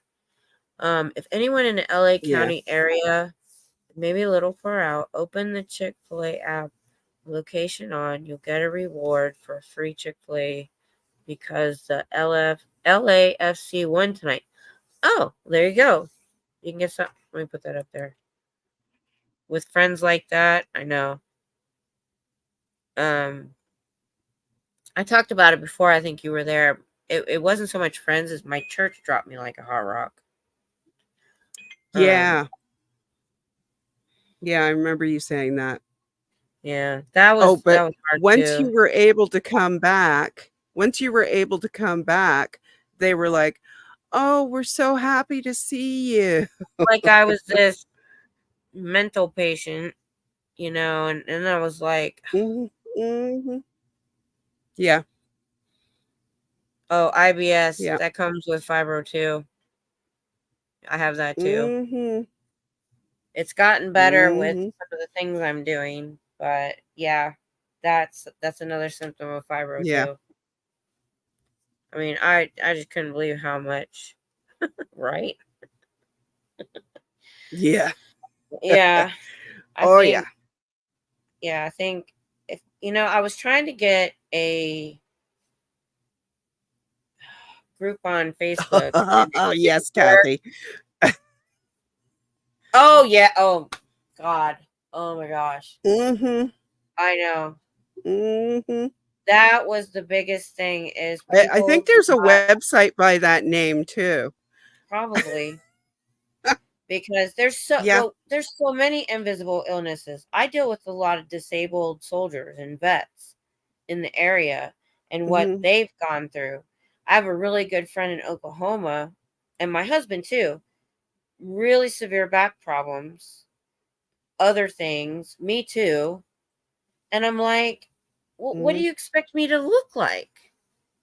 I mean, what Yeah, exactly would make you exactly. understand what do I need to look like? Because just because you can't see it, Mhm. so the invisible illness thing is a Yeah. big deal. They just don't. A lot of people don't get Yeah. it. There was somebody one time that was I younger. actually Good. I was just gonna say, I actually have a sticker on the front of my scooter because I was so tired of people looking at me going, "Why do you need a scooter? What's wrong with you?" Or something like that. "You're so Oh, young. Why would you need a scooter?" And I so I know. actually there was a website or a group or whatever that I used to belong to. I don't even remember which one it was, but they had stickers and they sold them. I bought one sticker and it says um, something about I have fibromyalgia. Um, and it's something about that not all disabilities are visible or something like that. Yeah, Exactly. Exactly. yeah. So my friend, who, I've by had the I've way, had people ask me what fibromyalgia is too, especially when I've been out protesting. Somebody will walk over and go, yeah, "So what's fibromyalgia?" it's Okay, never hard to mind the say in a Scientology quick. sign that I have in my hands. And that's a hard disease to really explain. All this is my best explanation I give on the fly. It is a disease that affects the brain and central nervous system, which means it pretty much affects every part of your body that has a Yep. nerve. And that's my quick answer Mhm. for anybody. But yeah, so I had this good friend who, by the way, was a cop in Oklahoma and then went back in the army, and that's where we met him. Excuse me. He was a medic and he was in the Pentagon on 9/11. Mm. And he's been messed up ever since. He was going back in and pulling people out.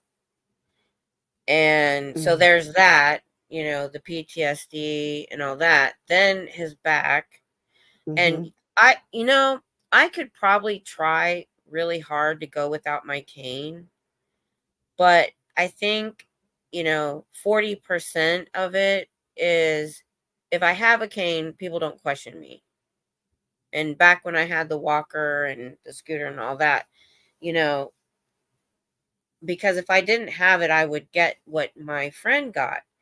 You couldn't see his back injury, you couldn't see his leg injury, and he parked in a handicap spot and they gave him a hard time one day. And I'm just Mhm. like, being in a Oh, yeah. military town, you can't get a handicap spot. There's too many disabled vets. It just Mm. so when remember I told Mhm. you it took me 30 minutes to get from the freeway today? There's no way in this town I would have found 2 empty handicap space, but I did, thank goodness. But yeah, and Wow. that was one of the first times I heard that, the fact that there was an invisible illness. And, I learned more about it from him. He did get quite a bit because he's in Oklahoma, he's not near a military base. And he looks healthy, but you don't know. Mhm. He just people just are just but yeah. Yeah. Ugh. Kathy, Quaking and I'm looking shaking. at your comment. Yeah. Yeah, I'm gonna read it. Let's Around put this it up. time at night. So it happens pretty much all Waking. the time then at this hour?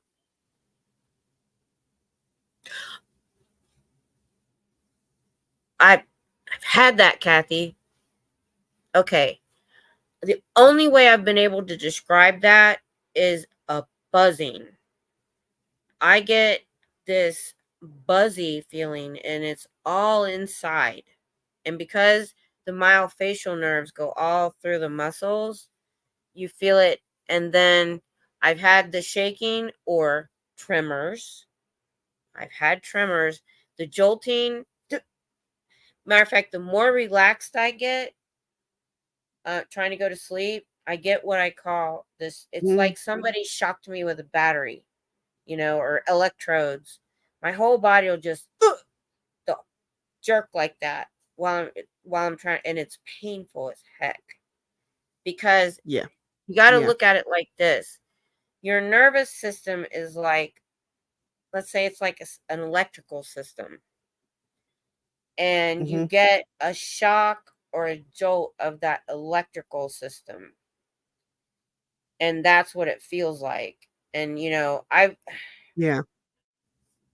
It's like you're so getting a surge.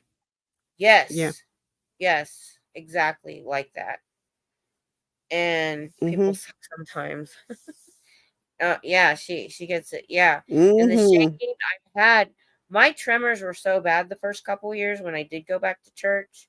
You could sit in a pew by the wall, and I would have to go in and lean against that wall because I looked like I had Parkinson's. I was like this the first couple years. Mhm. Yep, yes, just like that. Yep. And how about the voodoo pain? Yeah. I came up with that main name by myself, but it's actually common in fibromyalgia where you just get these. It's like somebody's taking a corsage pin and just stabbing you in various places.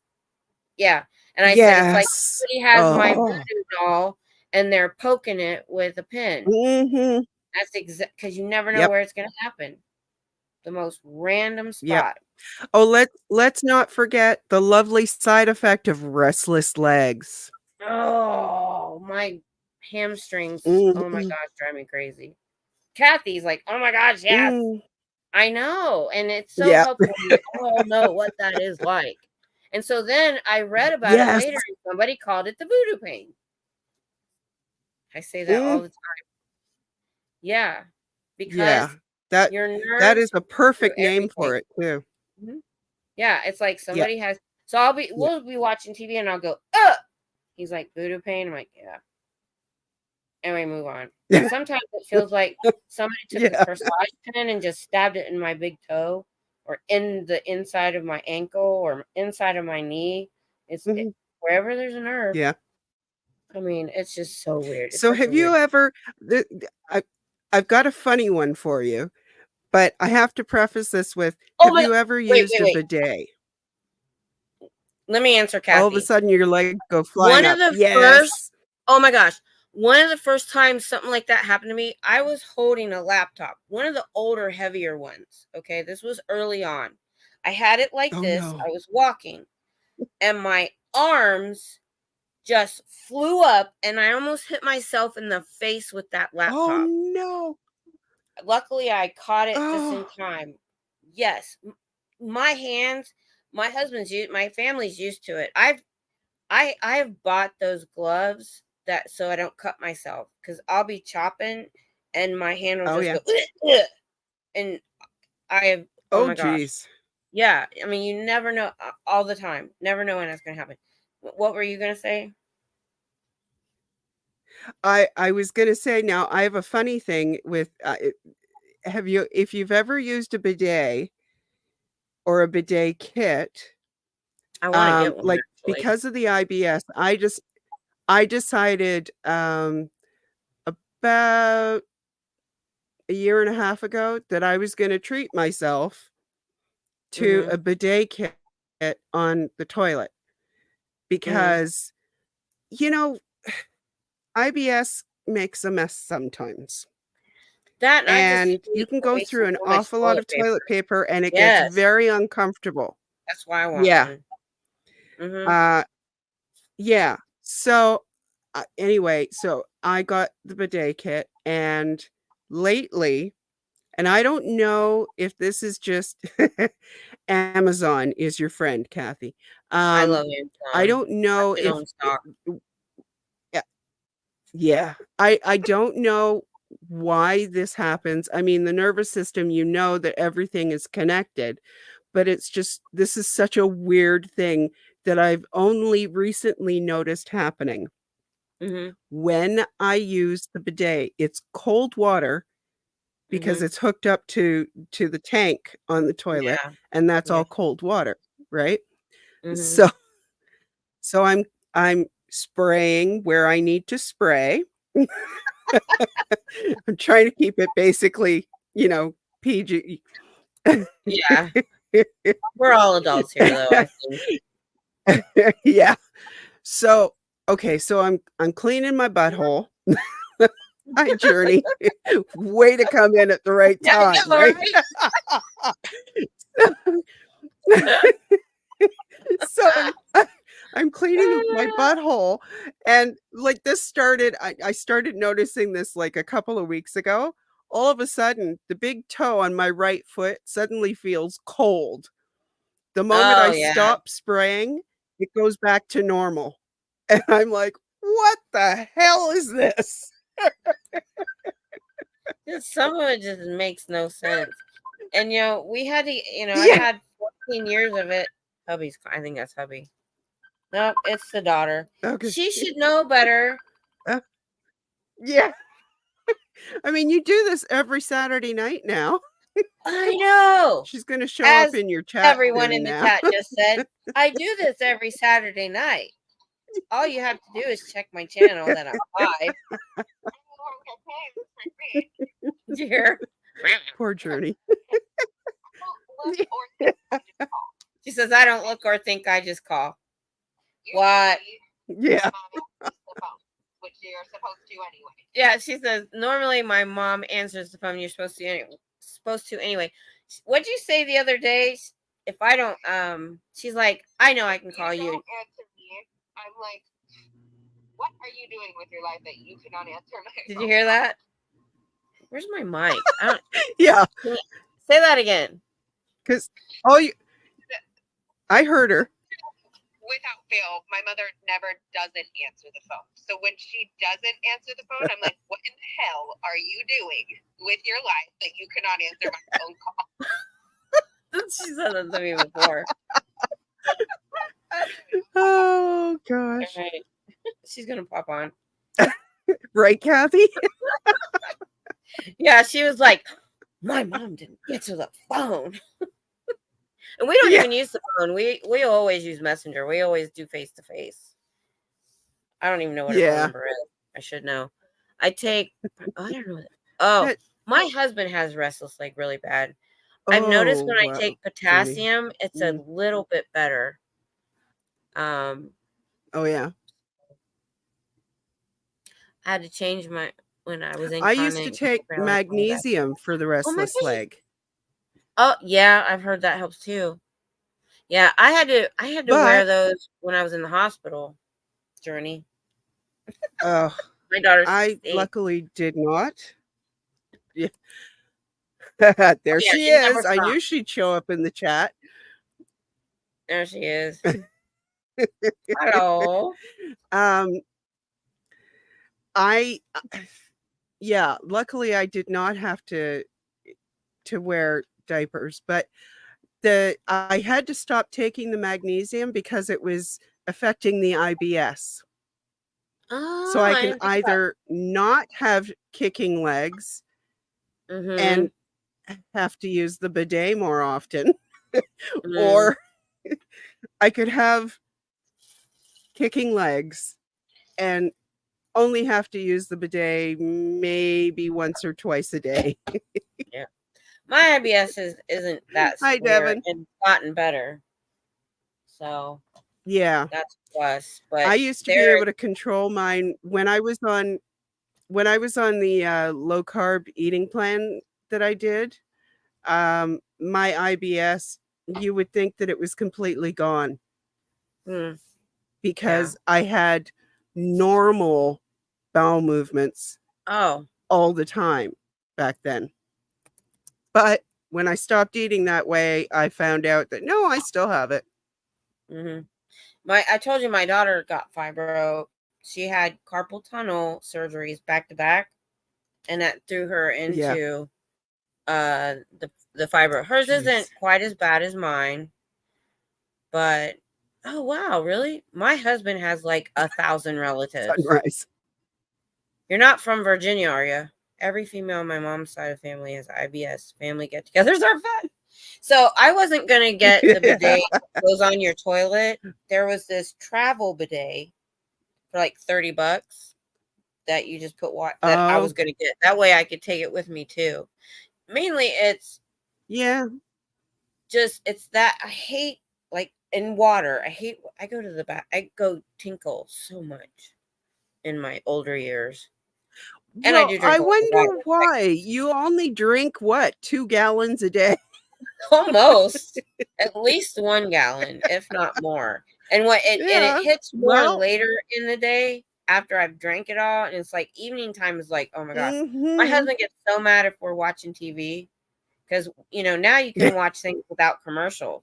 At least you used to have commercials and you could Yeah. just go. And so I got on him one day. He Yep. complained, Now you got to "How many times are pause. you gonna pause this movie?" And I said, "You know what? If it had commercials, you wouldn't even notice."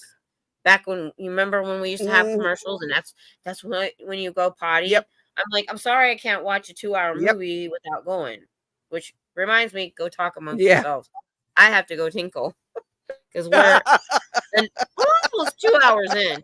I think that's pretty good. So Yeah. after doing my live stream Yeah. with 2 or 3 bottles of water, so I'll be right back. Yeah. Ugh.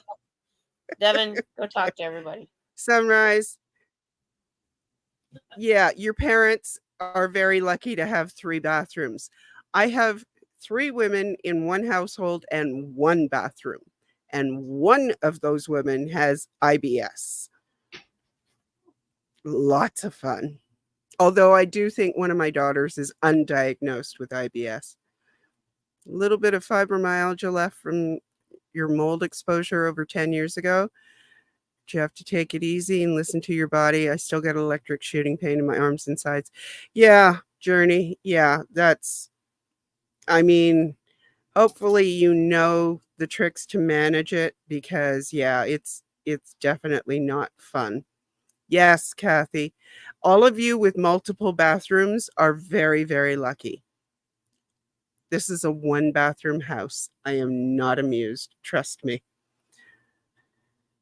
But I've actually had it suggested that I get a portable commode, and I'm like, no. Just no. I'm not going there.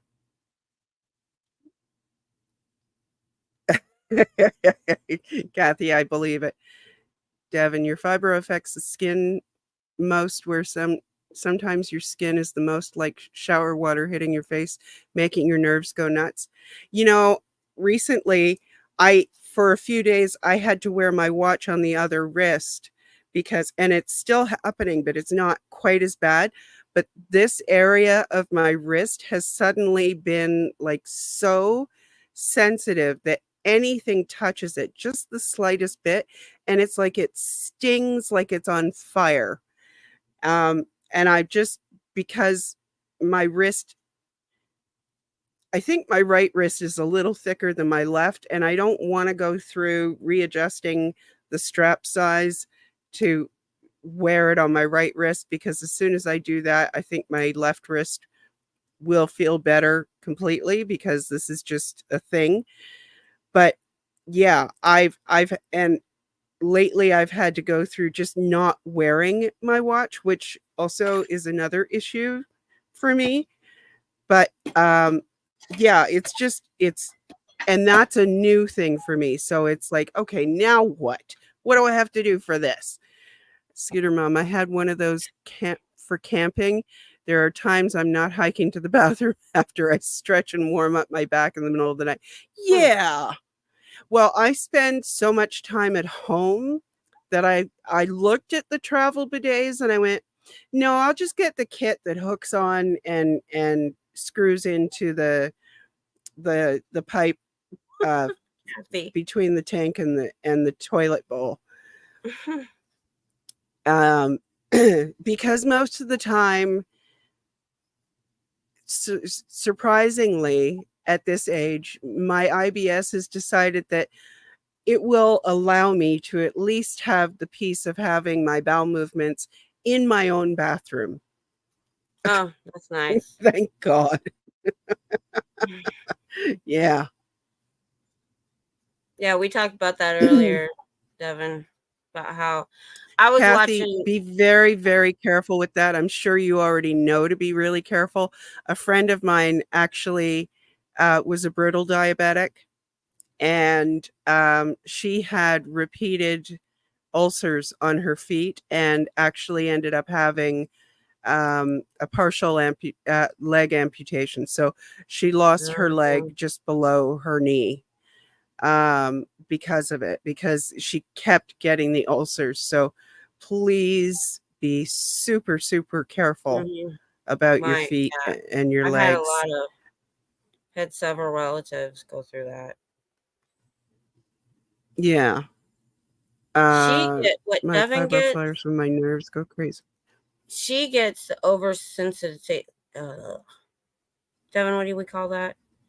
I'll be talking to her, and like the kids start talking to her, and she's like, "I can't handle this anymore. I have to go," and she hangs up. And I'm like, "Okay." I do the same. If my husband talks, the TV's on, I can't do it. Too much hypersensitivity to environmental. That's why I have a really hard time with panels on YouTube, because if everybody's talking at once, it's like, oh my God, like get me out of here, because it's too much. It's overwhelming. Oh God, Kathy, I'm sorry. Well, a UTI you can't help. I take D-Manos. Devin, didn't you turn me on to that? Somebody turned me on to it, and sadly, it's like 3 little gel caps, but it's for kidney and bladder. And when I'm taking that, I don't feel the need to go to the bathroom as much. When I run out and I don't have it, I'm constantly thinking I have to go to the bathroom. Sometimes I don't really have to, when you have that feeling. Overstimulated. Yeah. Would you please text? Yeah. Would you please text that word to me? Because that is a problem that I am having all the time right now. And you get there and like you've just gone like maybe half an hour ago, and you get there and it's like little tinkle, tiny little tinkle. All maybe the time. Just a drop. Dribble. I call it a dribble. Yes. So frustrating. D-Manos. I'm going to send you a link to the right brand. Yeah. The right brand, because I tried a different brand and I didn't feel the same relief as I did with the one I just rebought, and just taking it for the last, say, week. That's gotten so much better. And I was amazed that it worked. I didn't think anything would work for that, but it did, because they just say, "Oh, well, it's my basket's not going to be big enough." I know, right? Me neither. Did you see how I do it with the baggies? Do you keep your bottles? Yeah. So my basket. I have a basket. Yeah, I keep my bottles. Yeah. I have a basket in the hallway. But what I do is this. So in my box, what I do is I fill these baggies so that I don't have a bunch of, and cranberry. Bottles taking up all the space. Right. That's a good idea. Right. So I started doing that a while back. Very good idea. So they would fit. And I just fill them up when they get empty. Yeah. We need to have that fibro stream sooner rather than later. We do. I'd like to have Devin there. Oh, she works Kathy, during the day in California. So I didn't. You turned me on to it. I don't know where I found it. Somebody told me about it, or I read about it, or something. I'm on antibiotics that are size of horse pills. Oh my gosh, I know. I've taken those before. Devin, Oh yeah, I me got all too. my supplements back. We were kind of not doing it for a while, and I could tell. But man, we used to do the gummies, but I found out the gummies don't have quite the higher levels that I need. And I did not know these things were going to be horse pills when I got them. I was like, oh my God. Was fibro? Oh, it's called If you have Fibrofog, a honey. really hard time taking, yeah, It's called Fibrofog. It's a thing. or as I call it, brain farts. But yeah, it is Fibrofog. I can't think of the simplest words. Girl, Journey. Yeah. I have literally looked my husband in the eye and made him repeat a sentence 3 times. The third, I'm like, I go, okay, I'm concentrating now. Say it again. Trying to retain it or not being able to remember words. You know, it's a thing. It's called Fibrofog.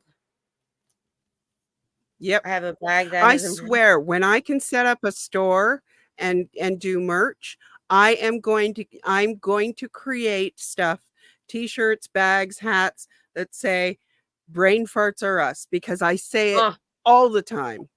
Yep. Yeah. That would be awesome. Yeah. For my pills. Oh, you saw I have a case. Yeah. Oh, yeah. Devin sent a pic of what we use. Where'd you send it? I don't think you can send it here. Okay. In Messenger. Yeah. I heard something ding. It's not me. I'll just Devin post doesn't the have link. my number, does she?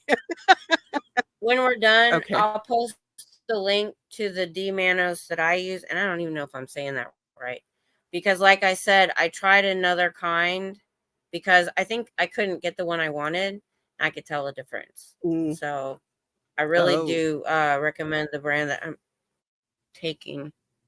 Yeah, it's in the box. Hopefully that brand is available here. I take 3 of those, so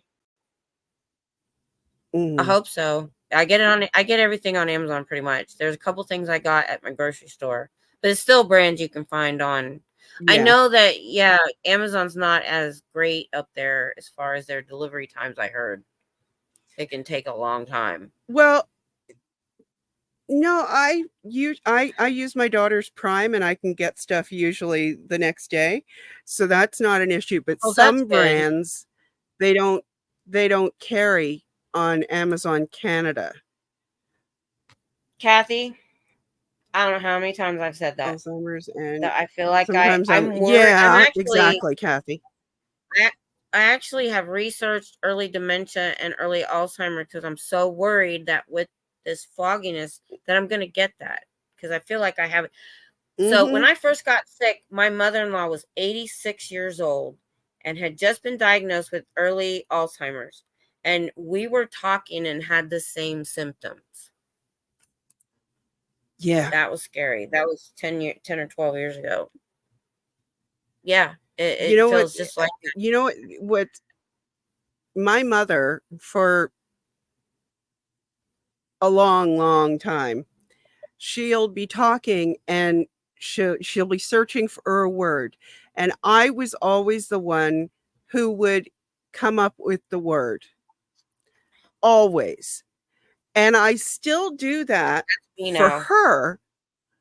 But then what happens now is I'm the one searching for the word, and one of my daughters will supply the word. So that is hereditary. I get so frustrated. I mean, she's my stepmother, so no, but still. Yeah. I get so frustrated because I used to read a novel a week. See this bookcase? I have 1, 2, 3, 4, 5 of these. I used to have more, but long story, some got destroyed by flood. I used to be able to read a novel a week. Now I cannot concentrate on a magazine article. That's why when I feel so bad, like I talked to AA the other day about doing an interview style, email me, didn't check my email for a week. I just found an email from you, from last month. And it's just, I can't remember. And I used to be able, when I worked before fibro, I could multitask 4 things at my desk. I could do a background check on the computer, Mhm. answer the phone, help the person at my desk with his FOIA request, and have a sticky note on the side with my grocery list on it, and I would think of things and write it down. And now Yeah. Yeah.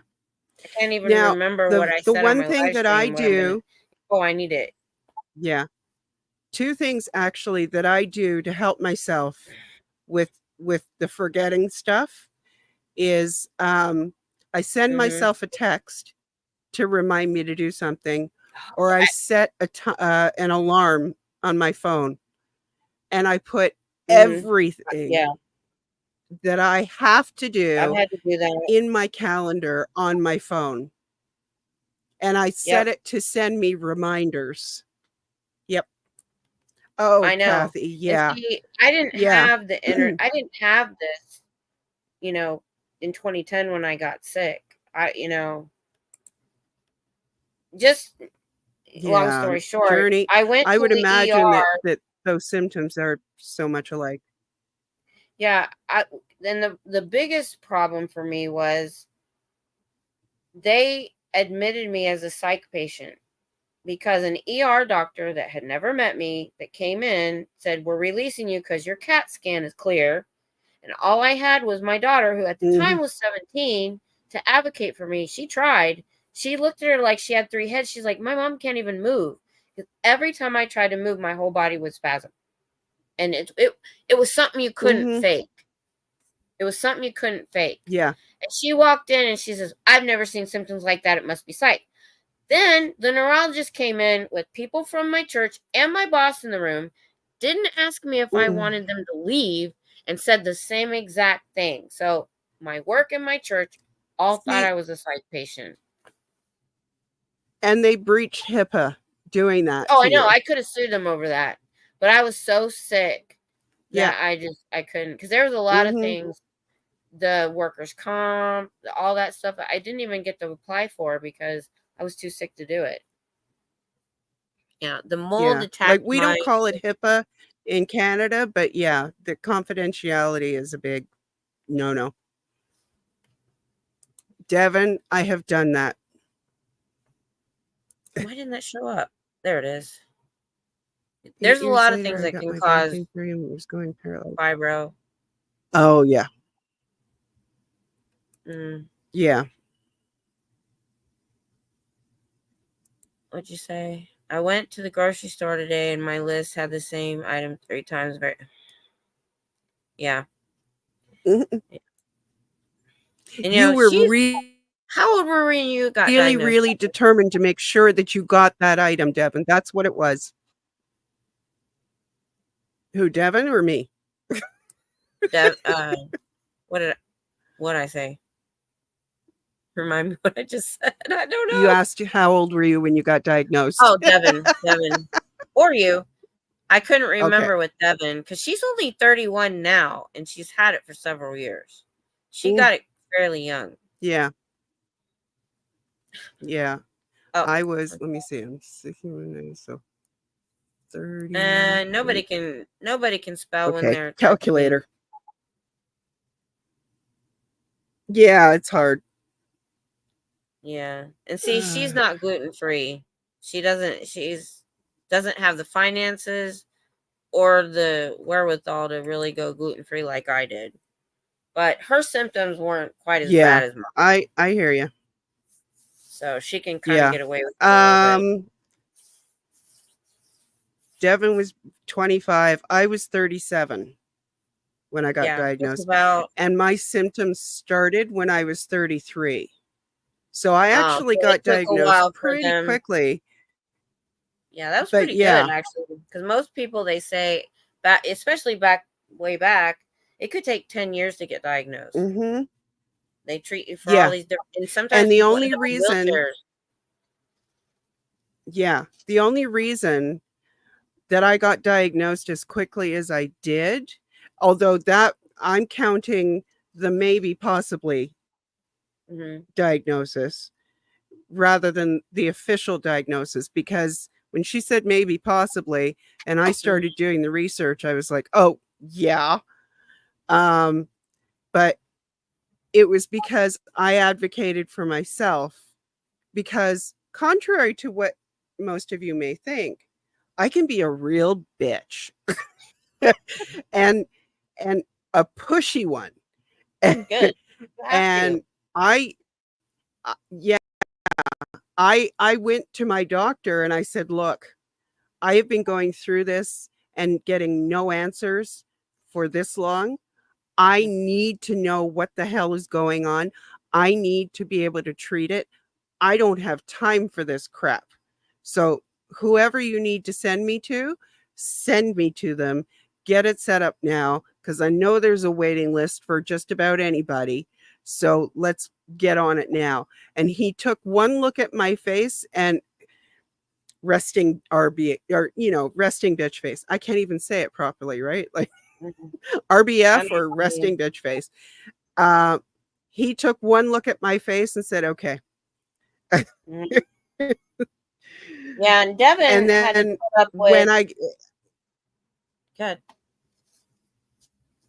No, I was just going to say, and when I needed to have a documented diagnosis, I had to go back to him with the RBF and say, okay, it's now time for the rheumatologist, because I need somebody who's going to put it on paper and sign the damn thing. See, that's kind of what happened. So what was funny was the doctor that caused all of this, that messed up my meds and shocked my system. It's a long story. I won't get into it. When I went to him, before I went to the ER, he gave me a paper to be out of work. And I looked at it, and there was 5 things that he wrote, and one of them was fibromyalgia. Like the first day that all of that happened, I didn't know what it was. And then again, like I said, so I got it in August 2010. March 2011, I'm seeing my shoulder doctor because I need surgery in both shoulders. There's torn rotator cuffs. And I had a walker because I was so weak. And he said to me, I think you have fibromyalgia. I didn't know anything about it. But I didn't get diagnosed until the summer, a year after I went to the ER. So, but I've heard that there are some people that it can take 10 years before you get diagnosed of deterioration and ending up in a wheelchair.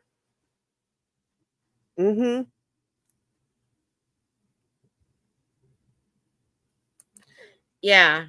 Honestly, though, before I mean, there were books that talked about the trigger points, and I have a lot of them. I get trigger point injections, but there's so many other things too. I know that's weird, but there's actually 14. But yeah, Kathy, I get it. It's like, look, I'm not cramming for a test. You know? Like I said, it's okay to tell me. One of the books I read was written by a female doctor who went through medical school with it and didn't tell anybody, because when they talked about it in medical school, they'd all laugh about it. Oh, the woman's disease, the hysterical disease, that kind of stuff. And so, and what was funny is I worked with a girl before I got sick that had fibromyalgia, and nobody understood it. And me and her were supposed to work together to do the FOIA request, and she wasn't getting it. And she ended up being moved to another location because she couldn't handle the crime records in the police station. Now I know, because somebody actually said it's like she can't comprehend it. And now I know having it, that was probably true. If she had fibro, trying to do that, I haven't worked since I got it. I could not imagine trying to work full time with it. I couldn't. So I don't know how she did it. No, exactly. Yeah. I worked part-time from home because I was determined to keep doing something. And I was literally, like, it was a part-time job. It was just a couple of hours each night or each day, because sometimes it was a day shift, sometimes it was an evening shift. And I would walk downstairs because at the time my computer was a desktop and I had it in the living room because I shared it with my daughters at the time. I would walk down the stairs in my pajamas, do the work. I would be on the phones solidly taking orders for like a minimum of 2 hours. Usually it was closer to 4. And as soon as I was done, I was like back to bed. I was exhausted just from sitting there taking orders for up to 4 hours. My poor Devin. It was nuts. You know, she only had me in high school. My husband was in Iraq. And well, it started actually a couple years before that with a shoulder injury. I was in so much pain. I remember her first homecoming. My husband, I got dressed, had my coat on, and I laid on the couch and said, I can't go. I can't do it. So my husband said, I'll take her. I'm thinking he's going to go to the mall with her and help her pick out a dress. He shows up back home. He just dropped her off with the credit card. So she was texting me pictures in 2008 or 2009 of the dresses she liked. And I felt like such a crappy mother at that time, but I was in so much pain. Yeah. I would literally come home, strip, put my pajamas on, go to bed, put a pillow over my head, and I got off at 4 o'clock. I was like, for 2008 to 2010, I was not existent. And then this happened, and it was just as bad. I had to rely on Devin to buy groceries and sometimes pay bills. I put her on her checking account. She was 17. She didn't need that. Yeah. No. And but you know, you have to do what you have to do to get by and keep the family going. That's the unfortunate part of it. And what makes it worse sometimes is the guilt that we feel as parents and as mothers. Yeah. But it's the guilt that we feel because we're supposed to be the ones holding everything together. And all of a sudden we can't. You know? Yeah. So, Journey, I did get mine diagnosed a year after things happened. And they put me on so many meds, like 5 new ones. When I found that doctor I liked, he threw 5 drugs at me. I went from 108 pounds. I was actually underweight because I couldn't get to the kitchen. I went from 108 to 180 pounds in 16 months. Because literally every drug he threw at me was weight gain was the top side effect. And so I was like, okay, now I hurt more because I weigh more on my back. But I eventually weaned out several of them that really, one of them I felt was causing the tremors. But the random shocks, girl, were you here earlier when we were talking about voodoo pain? Because I said it's like somebody has my voodoo doll with a corsage pin. They're just stabbing me in random places. And come to find out, that's actually a common term. And I thought it up myself. So I would go, ugh! And my husband would go, voodoo pain. Yeah. He, you know, it was just so happened so often. So you get them on your sides. I got them everywhere, just wherever. Yeah. Right out of the blue. Me too. Me too. My first fibro symptom was the burning shoulder. You know, I actually walked off the job from my accident for like 1988 to 2005, like 20 something years before I got any kind of help with it. Yep. And the trigger points have helped it a lot.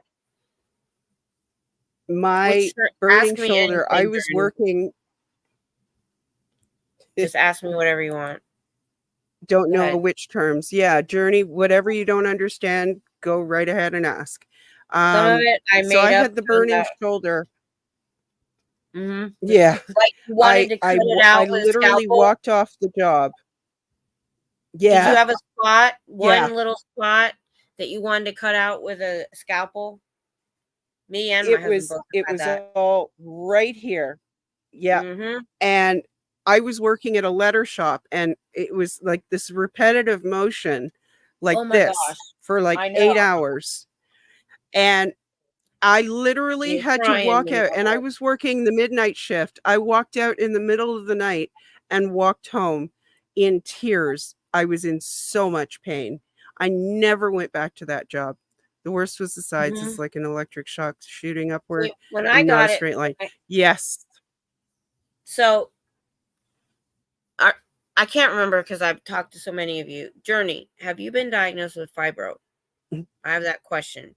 The reason I say that is I don't know how much. This is why we've got to do a fibro. We've got to do a fibro stream. Got to do it because look at this, the handful we have right now. Could you imagine? And it helps knowing other people are going through the same thing. So here's the underlying reason of all of there's 200 systems, 200 symptoms. Have you ever taken apart a piece of chicken and you see this white silvery stuff in the muscle? And mhm, anybody in there? That is what we have too. So we have layers of muscle and myofascial nerves.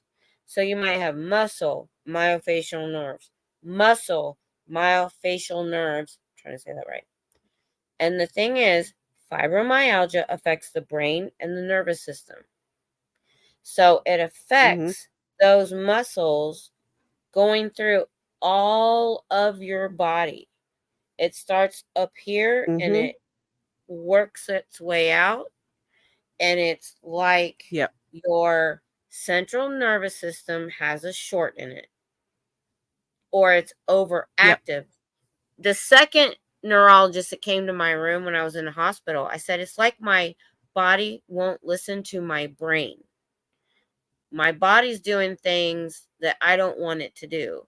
And he said, no, Mhm. what's happening is your brain is sending too many messages to your body. That made so much sense. But I didn't get, like I said, I didn't get nice for another. Today's been burning. Like, yeah, my burning started from my car accident. And I had it for many, many years and didn't know I Mm, could get it treated. So because I had a neck injury, it did that, but it also does it from the fibro. mhm. I went to a Yep. fibro support group through Kaiser once. I was the youngest. We all were on the same meds and so many pills. I have since gone pretty much Yep. off of everything they ever started me on and did my own research. I did the diet change. I'm getting the trigger points. The only So honestly, the pain pills I'm on are not for the fibro. It's for the neck injury, the shoulders that Mhm. need surgery, and my 5 injured disc in my back. Because the narcotics never Mhm. really helped the fibro. As a matter of fact, my doctor who Yeah. wrote the paper on it said he weaned me off the hydrocodone and fentanyl I was on to tramadol because he said he doesn't want to see fibro patients be on narcotics. They don't really work. Um, Yeah. oh, I I was on gabapentin and I went off because of side effects, but because I injured my disc, I went back on it. He pushed me. It took me a while because of the nerve pain in my lower disc, and I gained 20 pounds as soon as I started it. yeah. Okay, bye, I bye, take Miss gabapentin. Surprise. Yeah. Um, the only issue I have Yeah. is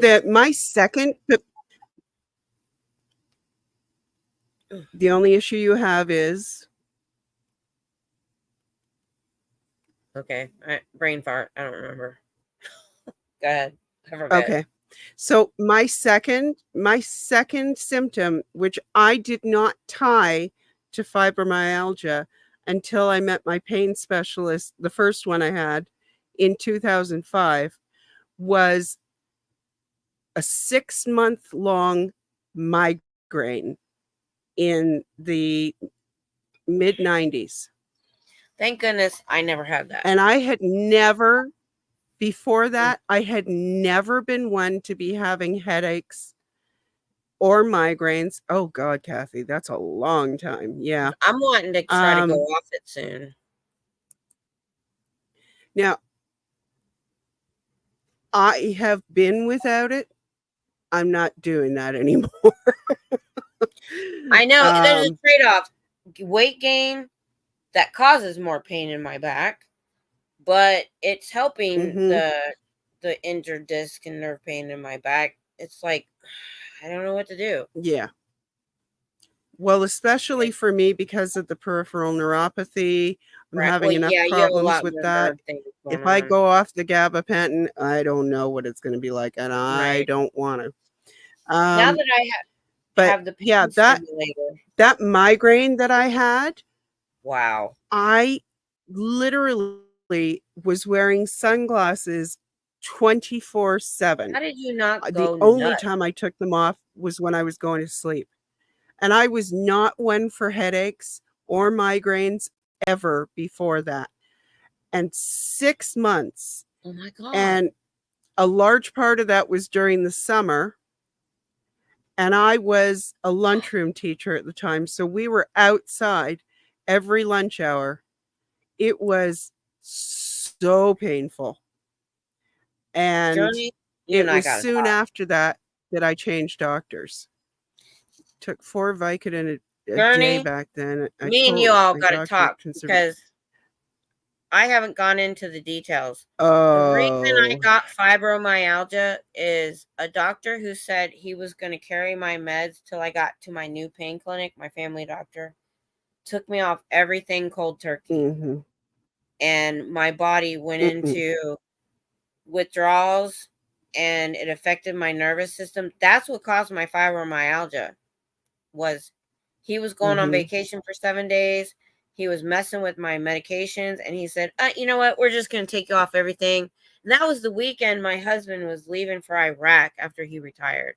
And I'm feeling like fire going through my veins. And that's what threw me into fibromyalgia. It's such a long story. I don't usually bring it up. But yeah, here's the thing though. I was on 4 hydrocodone, 10 milligrams a day, and 100 micrograms of fentanyl patch. The pills, I always had leftovers. An addict doesn't have leftovers. There's a difference between an addict and being dependent. Your body being dependent on the chemical, and that's what I was. Because the patch I couldn't control. It was a 3-day patch, time release. And I found out I was on 100 micrograms. The homeless man I was helping with his cancer treatment and helping him with his dog was only on 20. It was a workers' comp injury that they didn't want to do anything. They wouldn't do an MRI or an x-ray. They just threw drugs at me for 2 years. And finally they said they were done. When I got to my own insurance, they gave me a steroid injection. It was fine. But I went through 2 years of ridiculous amounts of narcotics. And I'm not an addictive personality. And Devin, are you still here? Because she was 25 and trying to get help, they looked at her like she was, looking for drugs. And it was, oh, I know, Kathy. That's the thing. I know. I could have sued that doctor for malpractice. And that's what threw me into the traumatic fibromyalgia, because it shocked my system so hard, Ugh. And like I said, I didn't have an advocate at the time. I was by myself and, going through all this stuff and unable to advocate for myself. So yeah, going cold turkey is doctors should never freaking do that. That's freaking malpractice. No. No, they should never. I had a doctor do that to me, taking me off Paxil before he would put me on I was on Paxil something else. I hated it. I was on Yeah. Paxil back in And the late 90s. yeah, Yeah. I was on it. I was on it in the early 2000s, and he decided, I had asked him about another medication that is also an antidepressant. And he said, well, you can't be on Paxil at the same time. I think it was Wellbutrin. Do you know that one? It's also Yeah. known as bupropion. Yeah, I've been on Okay, it so way back. I had asked him about it because I wanted to quit smoking, and I had heard that Wellbutrin was good in helping you to quit smoking. It did not help me. However, Didn't me either. that was also, I was still suffering through the whole, like the effects of going cold turkey off of Paxil, which he never should have done to me. No, He and should have weaned me off I and felt didn't. so weird when I went off Paxil. If I didn't take it, I eventually went off it because I didn't like it. And the doctor I was with Mhm. wouldn't work with me. If I took it at noon one day and I didn't take it at noon the next day, I started feeling weird. And I started Yeah. feeling side effects, Yep. buzzy, Same here. weird feeling. Yep. And there was a couple times I did run out and I shouldn't have. Mhm. So, Mhm. yeah, I don't want to be the weather Yeah. forecaster for And sure. so, yeah, I this I knew, like, my old pain specialist, she would get samples of tramadol for me. And that was great while she could get them, but then they stopped bringing so many samples, Mm. and I would run out, and of course I would feel crappy Mm-hmm. because I had run out, Mm-hmm. not just, the pain being worse. And finally she said, I was like 2 weeks away from running out of it. And she was saying, like, I have called everywhere. I have emailed everywhere. They're just not doing it anymore. And we had already tried the compassionate thing with the companies because it's not covered on my drug plan here. So Mhm. I weaned myself off of it. My For husband that weaned off of the last, tramadol recently. Mm-hmm. He did. yeah. And I think I he had to do it myself. did. Mm-hmm. I mean, she talked to me about it, and we discussed how I would do it. But yeah, I weaned myself off of it so that I didn't go through the same thing I had gone through when I went cold turkey off of Paxil. Because yeah, Mhm. that's not a fun situation. And when you already have chronic pain, you don't need that on top of it. Right. What happened? So what happened the day this all went down was he lowered my dosages without talking to me first. I was dealing with the nurse practitioners in the office because every time I saw him, he would not talk to me. He just was very uncommunicative. So what freaked me out was this. I was in so much pain on those meds. I was scared to death of what was underneath.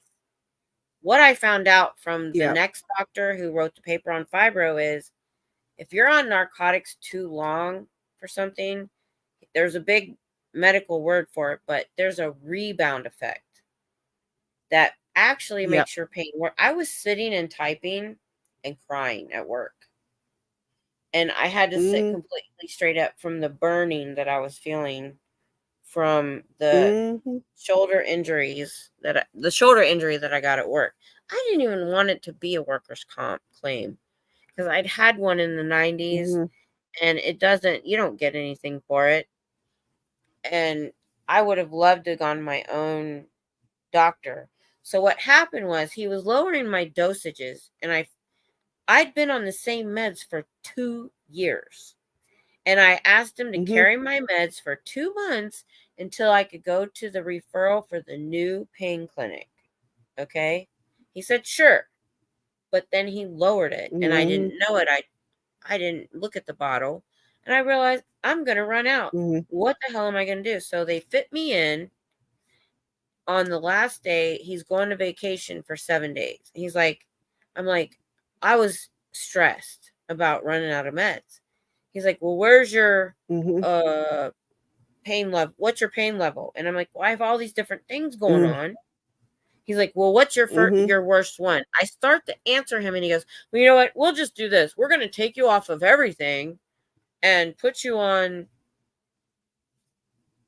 Oh, it starts with an M. Microcodone. Anyway, and it just sent my body spiraling. It took about a week. It just shocked my system so bad that it threw me into traumatic fibromyalgia, which is ridiculous. Yeah. Oh, I know, because you only get a percentage. People think they thought I was faking it at work.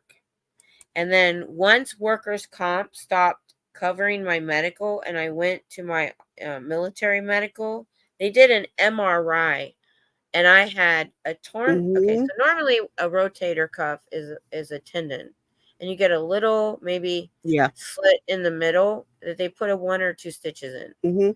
Mine was ripped halfway across and all the way through. So it was like this. Yeah. How do I put it? And when I got that MRI result, I went to everybody I worked with and told them. I said, look at this. See, this is what was wrong. Because I was out for about 9 weeks. And when I came back, I could only work part-time for a little while. And everybody was, oh, she's faking it, whatever. And I'm like, no, MFs, it's real. And now the last MRI I had, it was since it's been since 2008, it's atrophied. I don't even know if they can fix it. Yeah. Yeah. Oh, thanks. Yeah. Yeah. We have a similar situation here. I mean, I've never had to deal with workers' comp, but I'm on government disability. And that's why I needed to have the diagnosis on paper. It was because before that, I was in so much pain. I knew I couldn't work. My doctors knew I couldn't work, but I didn't have anything documented with a diagnosis. So, and I was on, well, some people call it welfare. I actually hate that term because so many people criticize people for being on welfare. Disability and welfare. Yeah, there is, but at the same time, a lot of people seem to think that you are, I'm just going to speak from my experience, that anybody on welfare is just lazy and doesn't want to work and blah, blah, blah, blah, blah. I was on welfare because I was a single mother. I had always worked, but I could not earn enough to support my daughters and me on my own. So I was supplemented by welfare. And it's still, yeah. And I still had to rob Peter to pay Paul every month with the bills because it's not a luxury. You are not just, sitting around eating bonbons and survive. It's not like you're making bank. Going on, big vacations and whatnot. So it really irritates me when people talk about people on welfare just all being lazy and they don't want to work. You know what? If they could find a job that would support them, I would say probably 90% of the people that I have ever met who have had to be on welfare or, yes, mother's allowance, Kathy. That's what it was called here. Yeah, I don't know what that is here. Are you in Ontario, Kathy, by any chance? Because that's what it was called when I was on it. Other countries do that, and nobody bats an eye at that. They help them when they Japan, Asian countries. But, yeah. Like 90% of the people that I have ever known who have had to be on mother's allowance or some assistance of some kind wanted to work just wanted to be able to earn enough. Oh, right, Kathy. Okay, I remember now. Well, it's obvious by my name that I'm in Toronto. So yeah, mother's allowance. Exactly. But yeah, like they wanted to work. They just wanted to be able to support their families properly. If businesses would pay a living wage, Oh, I know. so many people would never need to have assistance of any kind. Now, yeah, disability Or is help with different, daycare. but it's still treated by certain governments like it is welfare. Kathy, you know this, and I don't want to get political, but the premier that we have of this province has actually stood in front of the cameras and been asked if he was going to raise the disability rates to a living wage. And he said, well, you know, if they want more money, then they should go out and get a job. Dude, if we could work, we would. 90%, yes, I would stood there say, and said yeah, that. that's the truth. Yeah. Oh my gosh. Yep. My daughter is working her Yep. butt off and still has to get food stamps. And because she moved to California, and you can't, she's paying $1,700 a month for a 1-bedroom apartment and 3 kids. That woman has worked 2 Kathy, jobs fist when bump. necessary. Yes. Yes. I cannot understand why people keep reelecting this. Never mind. I know. We're not doing politics. I But know. yeah, it like it's insane the way things are in this world right now. You cannot support yourself unless you are in the super high income brackets these days. Like everybody is stretched to the limit. My husband is making more now than he ever has, and it's not covering what it used to. I mean, we can just tell from our pocketbook. Yeah. It doesn't make any sense that we can't cover the bills that we have. Why does he not go away? You know what? I have a friend who used to, just because she doesn't like eating very much. So for years, I would be on her like, you need to eat more than once a day. Your body needs, even if it's just little snacks throughout the day of nutritious food, you need to give your body the fuel. Now, I'm not saying anything because it's a treat to eat 2 meals a day because of the income and the prices of everything. So, yeah, like I completely, I get it. Like everybody is you know, it's the constant push pull. Yeah. Yep. Something got to change. So we're thinking about, I can't get disability because Tom makes too much. But he's looking at possible disability in the civilian world because he's 80% in the Army. But it's so complicated that I would rather just lose the money getting a disability attorney. They take a portion, you know, and let them do it all, because I've heard the horror stories, you know, about that. Yeah. Oh, I know. I had to fight to get on disability, and most of the people that I know who have gotten on government disability, we call it ODSP here. It's an acronym, of course.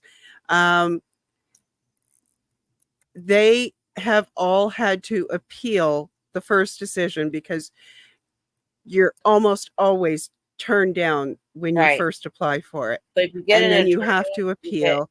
Approved faster.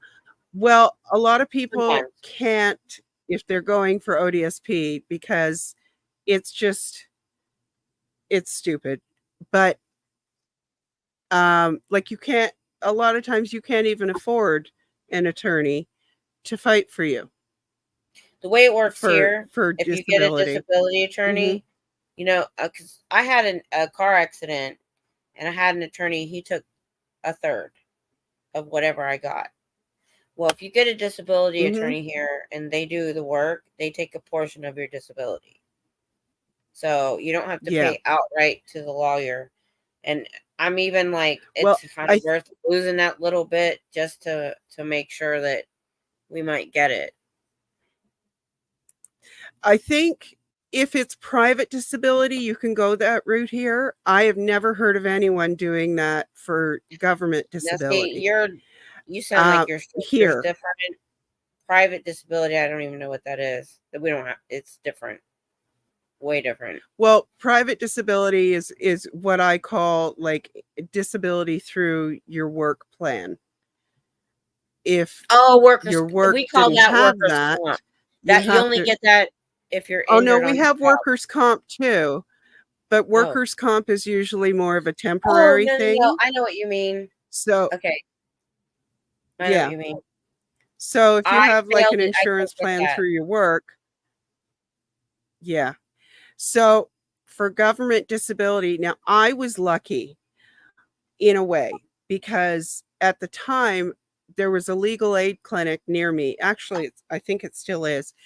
And they could cover representing you for appealing your denial for government disability, and it didn't cost you anything. So that's how I went in. Oh, good. And he was the lawyer that I had was so good.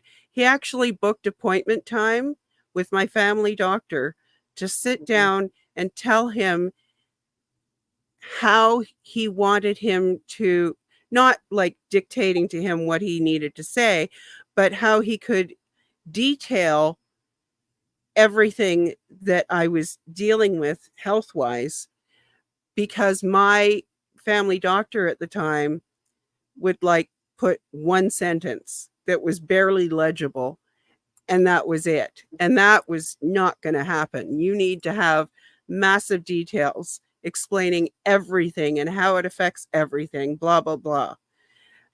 So he actually booked appointment time with him to explain to him what it was that he needed.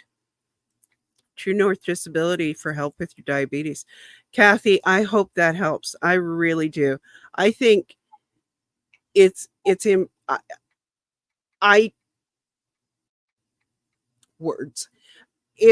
so hard to get approved for disability, whether you pay into it through your work insurance or or through your government.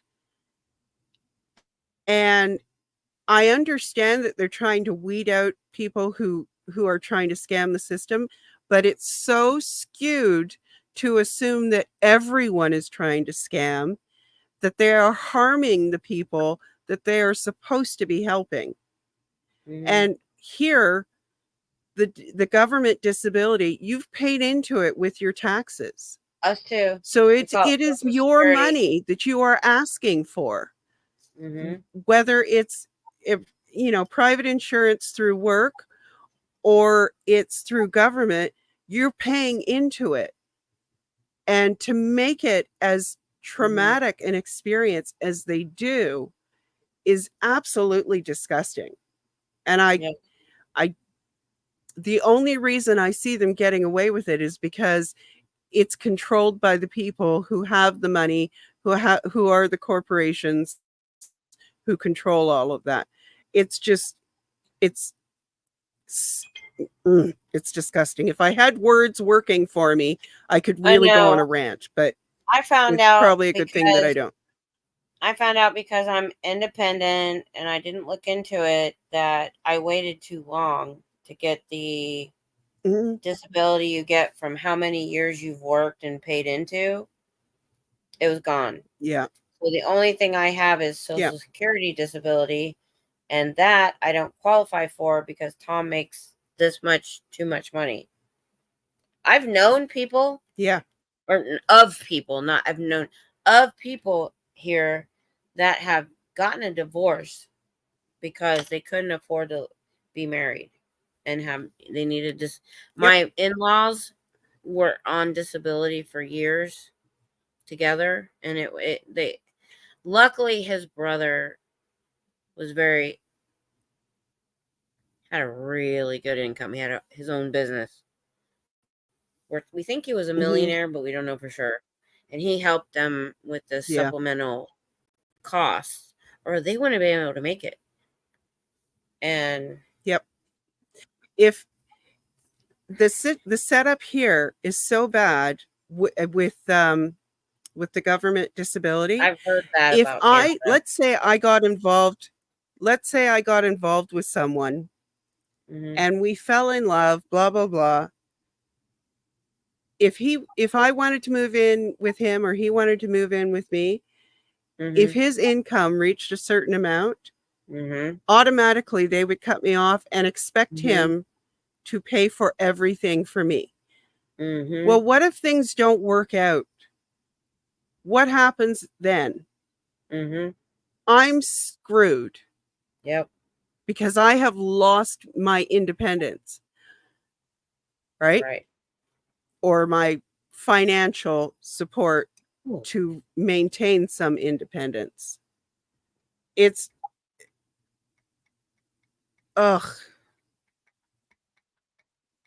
yeah. It's Devin an issue. has a good story about her friend. It just happened recently. I told her she needs to come on, but she got a phone call. I am screwed because I was self-employed and didn't pay a ton of taxes, so I don't get as much. But because my husband made more than by far, they count that. So that was me too. I was self-employed for many, many years. But even with what it was is I had 5 years from the time I got sick to get this insurance, this disability, and I waited too long because we were doing okay, and I'm fairly, I'm not sure how to put that in words, but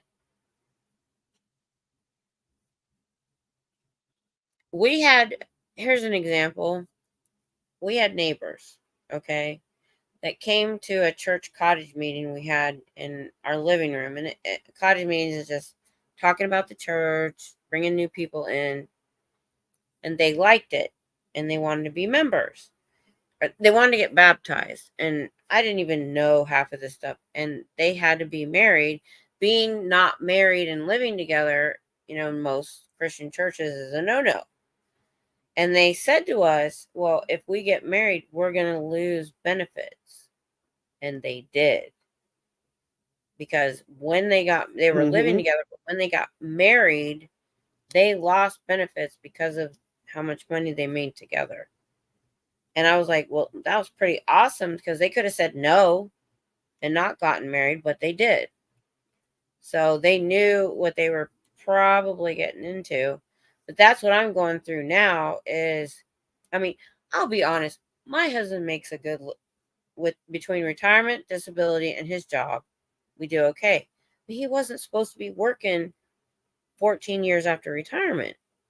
I had a really good job. He was supposed to retire fully, go to school, and it wasn't supposed to be like this. I don't know where I was going with that, but I wish I could contribute. I think we're all having multiple brain farts right now. Yeah. I have no income at all. And he tried to say something one time about that. Oh, it's my money. And I'm like, we've been together since high school, dude, and I have contributed a lot. My mom's life insurance paid for the house or the down payment for the land. So, he said that one time. Never said that again. But, I'm aware of the fact that, going to Austin, he's paying for that, not me. And I do understand that he's working his butt off. He worked his butt off in the Army. I wanted him to get out at 10 years. He's like, no. And every time I go to a specialist, every time I go to a doctor, he's like, this is why I stayed in. to Yeah. get this decent medical care that we have. It is. I can't complain too Yeah. much. But, Yeah. ugh, I mean, I'm grateful for what we do have in terms of the supports and the medical care, because I know I'm never going to go bankrupt having to go to the hospital. Good night, Journey. Take care. And I am so grateful that I am never going to go through that. But at the same time, it's so frustrating that things are set up this way that you can never feel safe and comfortable, and when you get sick, you're always paying more, no matter whether you have any kind of coverage or not. And I'm now looking at the fact that the government disability that I'm 61, and by the time I'm 65, I will be cut off from that disability. My disabilities do not go away. see, I here, will be when you hit on 62, you're supposed to get social more. security is what you call it. Yeah. Mm-mm. And when you turn So 62, you're supposed what'll to get happen is more. I'll be on, yeah. Well, 65 is the cutoff for disability, government disability here. I don't know And what our I will cutoff be is. on, what do we call it here? Kathy, can you help me? I've lost the term. I'm thinking Social Security, but that's the US. Right. Yeah, it's us. Anyway, so it's kind of the equivalent to your Social Security. Yeah. That you pay And into when you work. you get, yeah. And old age pension. Thank you, Kathy. Oh, okay. Yeah, I get it. Hi, Mandy. That's kind of what it So, is for us. but because I was never earning that much, and because I had to stop working by the time I was 40, I don't have a whole lot to look forward to there. And it's all taxable. That income is taxable. And it's just, you have to, there is a prescription plan sort of that you can sign up to, where after you pay your first $100 for your medications, all your medications for the next year are a maximum of $4, which is great. But that first $100 is going to be a kicker. Mm-hmm. I know, Kathy, but yes, it is. Now, You pay we're not supposed taxes to get on it. political, but I will say know. this. So that's why I'm not assigning know. this to parties. Right. But I did hear that Trump is going to try to pass no taxes on overtime, no taxes on tips, and no taxing Social Security.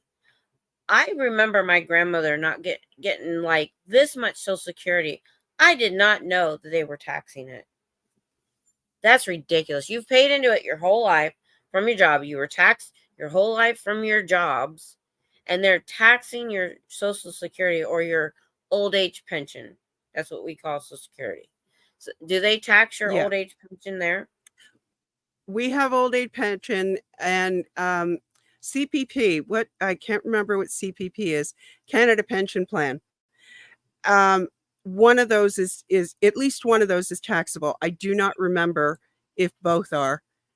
I didn't know Social Security was taxable till today when I heard that. I didn't know. Yeah. It was like it's like, again, you have paid into this system.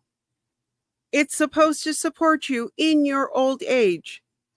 Why are you continuing to have to pay taxes on something that you paid into? Not only that, but hello, my disabilities are not going away when I turn 65. I know. I don't. Why am I being That's cut off? Like, yeah. yeah, That's something different here. We don't have that cutoff that you are, as far as I know. yeah, As far as I know. yeah. But It's yeah. Like and I guess because it's getting closer every time I turn around, I get, okay, thank you, Kathy. At least one of them. Yeah, a whole hell of a lot is wrong with this picture in my mind. It's like it's weighing on me, and I'm trying not to stress out about it, but I'm trying to figure out how I can prepare for this. I don't even know what kind of money I'm going to be looking at. I know that's Like, I have that's no scary. clue, but I do not believe it's going to be a lot. You know And what I think scares I me? will probably only get old age.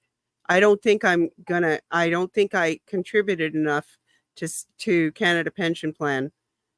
Well, one or Yeah. the See, that's other. what. I don't think I'll get both. Yeah, that's the one that I should have been able to get. I don't remember what it's called, but it based on how many years you worked. But I waited too many years Mhm. to try to claim it. I had 5 years, and I was like, Yeah. I'm one of, we're very independent, Mhm. doing it ourselves kind of people, and I didn't look for it until things got a little Yeah. tight.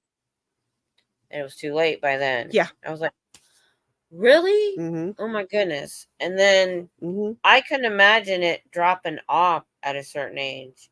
And here, what I was going to say is, recently we got my husband life insurance. He was supposed to get really good life insurance after he retired, but he went to Iraq and forgot to extend it. So we literally just got him life insurance a couple months ago, and I think they dropped it off because of what happened to Cindy. I freaked out because I would be in the same position as her if Tom passed away. I would be, Mhm. not knowing what I'm going to do next. I might be homeless. So, luckily, Yeah. there's one thing that we pay into. When he retired, we could pay $100 a month so that if he passed away, I would get $1,700 a month. And so Mhm. that's the only thing I'm guaranteed. And so I had before what happened to Cindy happened, we had gotten finally some life insurance, and we got like $125,000. And I said, you do realize that's about 3-4 years of your income, and after that, I'm screwed. Mhm. I just, it's just something. When we get to our age, it's just stress, Yeah. stress. Yep. Mhm. Hi again, Devin. Oh, she's back. Yeah, I was texting her. So we were talking about getting Yeah. assistance and stuff, and about how you work full time and how much you pay for your apartment, and you get a little bit of assistance. I'm not sure why the rest of that is, but um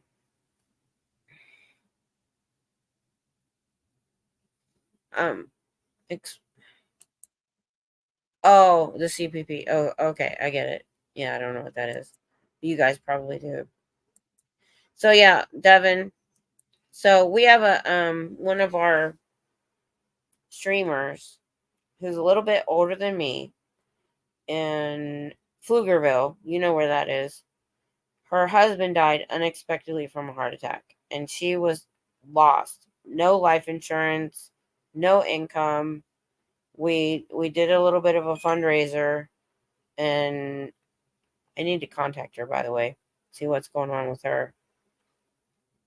I have so much to say about that. I'm sure you do. Go ahead, Kathy. Mm. Okay. Yeah. If you guys can help each other out, that's great. But I'm like, Devin lives in California and they Yeah. have so much assistance, it's ridiculous. I'm like, try to get as much as you can. But Devin, this girl, She must have got it from me. I don't know. 2 of 3 of her babies, she had 2 jobs by the time they were 6 weeks old. 2 jobs, not 1, 2. Wow. I have nothing to say about the men in her life, but and so the only little bit of assistance she gets is food stamps. I do agree that I feel like we should have. Can you bring me on? Oh, yes. She wants to come on. Oh, Devin? Okay, cool. But she doesn't know how. The link in chat. I don't know if she heard me or not. All right. Invite. Copy.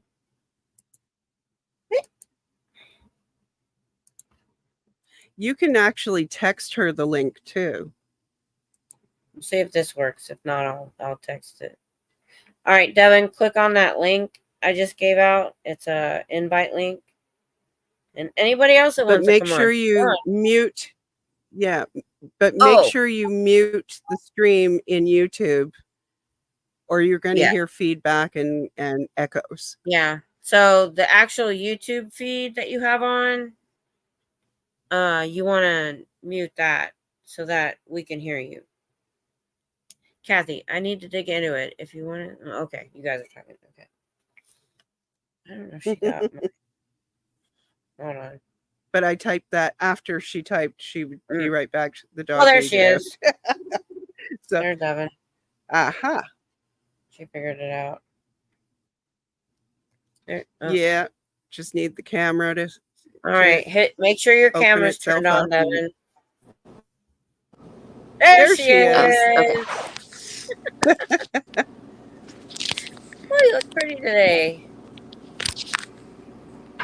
Hold on. Oh, your by the way, great. Kim, you make beautiful kids. I know. Me and my husband are like, what did we do? Our son and our daughter are gorgeous. We don't know where it came from. We can't hear her. Can't I hear anything? There you are. There you are. Okay. We can hear you. We can hear you. When did you fix your hair? Can you hear anything? Can you hear us yet? Talk. Can you hear us? No. Do you have earbuds? Can you hear me? I can't hear anything. I can hear you. Yeah, we can hear you. Do you have earbuds? Nope. She can't hear us. She has earbuds. I know she does. She has some headphones too.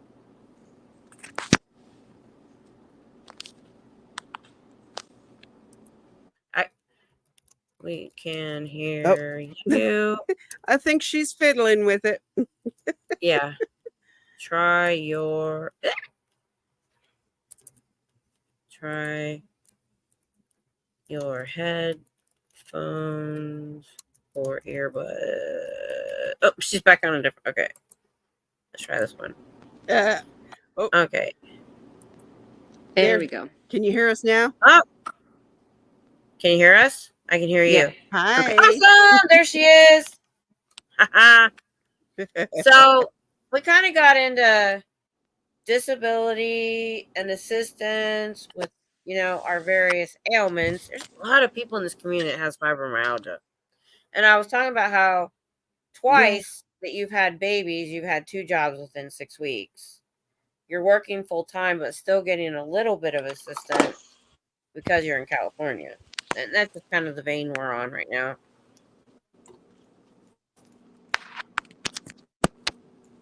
Can you hear us okay now, Devin? Are you there? Yeah, it's just really choppy for some reason. Yeah, you're a little bit choppy. Oh, okay.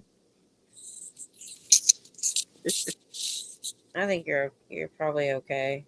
You look okay. They were saying we were freezing earlier and we didn't see it. There she goes. She froze. But what?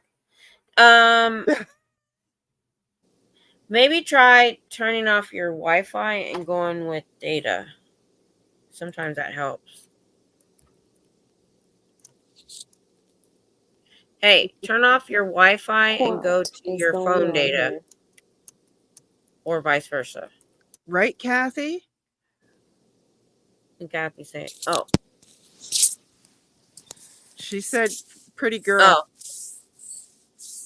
She's a pretty woman. The thing is, we tried to tell her that for years, and she, Devin, settled on these pieces of crap dudes when we know she can do better." Lord. And You know Lord what? We says- all go through the frogs. I am not coming down on you. It's your business. We all go through the frogs. Some are worse frogs than others.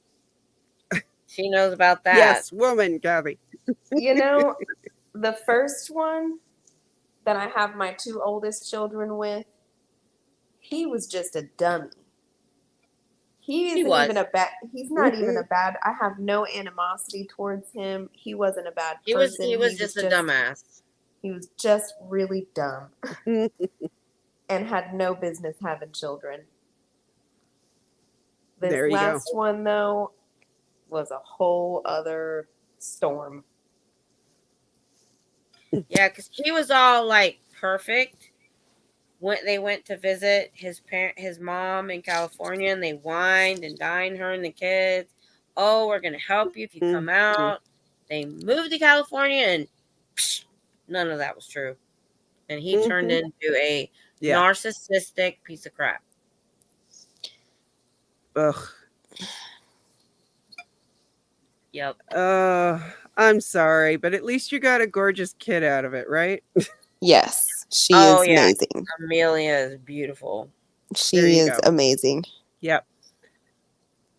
Listen, my daughters are 39 years old. Since they were 14, they have called their biological father the sperm donor. I did not teach them that. They decided that. What do we call the first man? Yeah. Sperm donor. Because he's nowhere to be found. Yep. Yeah. Yeah. And we tried to tell her not to date I soldiers. hear you. She didn't listen.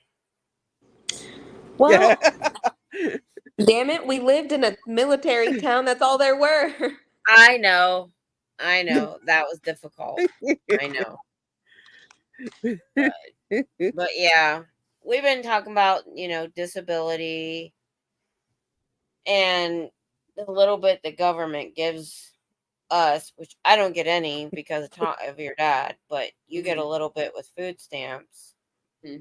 Yep, that's what my girls called their bio. Yep. That's what we call the first one. Yep. The only time he wanted to be in their lives is when he had a girlfriend with kids and she pushed him. Yeah. But when my daughter kicked him out, so he got kicked out of the army for being a piece of crap soldier 3 days before she gave birth. So it wasn't covered. He moved into here. He literally sat on the computer playing video games while she went out and found 2 jobs. And the day he said, I'm going to put in an application at GameStop so I can get a discount on my games. I said, get out. No, the next day. Get we out. went up we went up to you and we were like, Devin. And she's like, Mom, I got this. I'm like, okay. Next day, she was like, see ya. Get out. Yep. Yep. Exactly. Yeah. Luckily, I married my high school sweetheart, and I feel very lucky. Who was also a soldier, I might add. He wasn't when we got together, though. That was after. They were both. Yeah, they were both technically soldiers because Mom was in the Army Reserve. There you go. Right. Yeah, but he went active duty. So in our breakup period between when I graduated and when we got married when I was 20, he switched from Army Reserves to active duty. We didn't have that discussion. He left and went to California. We'd been engaged a couple times, off and on. He calls me and says, I'm getting leave in 3 weeks. We're getting married. I'm like, okay. Finally, we have a date. It was always, someday. I was like, okay.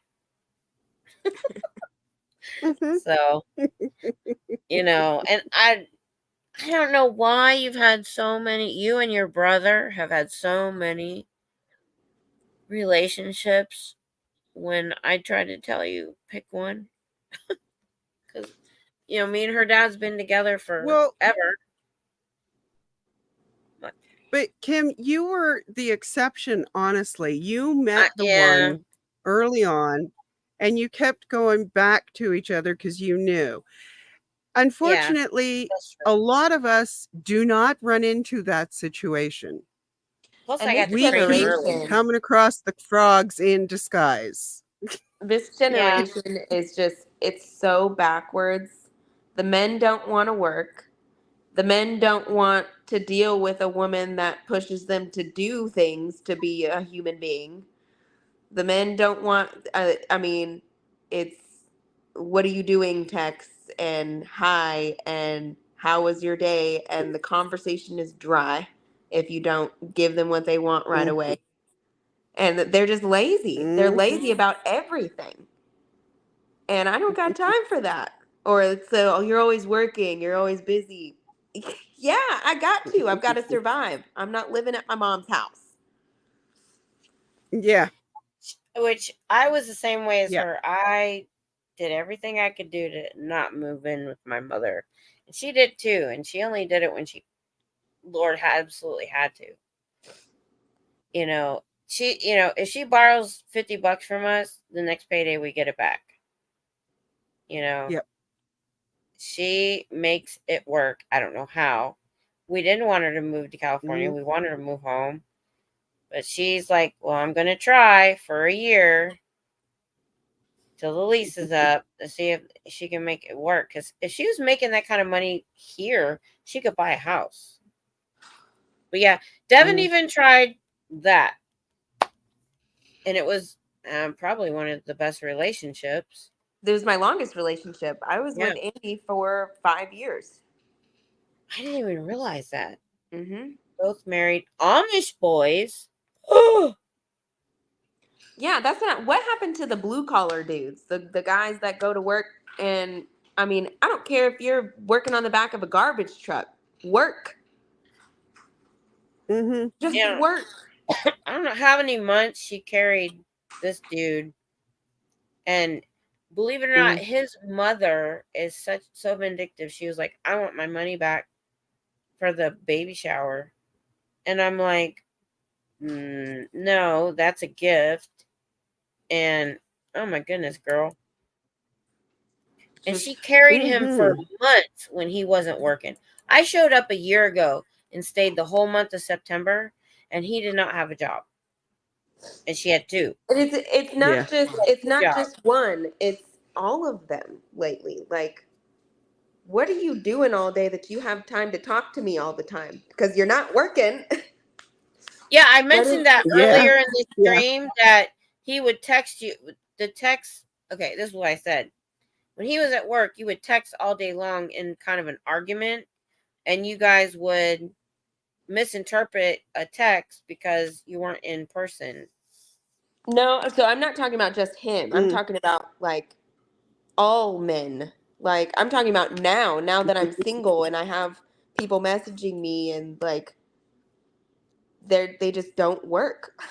What are you doing with your life? Yeah, she totally had Devin in her twisted, worried about getting sued for a baby shower. And I'm like, honey, I had to explain how civil suits work. And I was like, no, they can't do that. It's a gift. But they were throwing so much crap at her that she was so twisted up and upset. We're trying to tell her, honey, no. Yeah. But she's in another state. I don't want to get into all of that on here. But I was like, we were just talking about, the general thing. Because we were talking about, disability and getting help.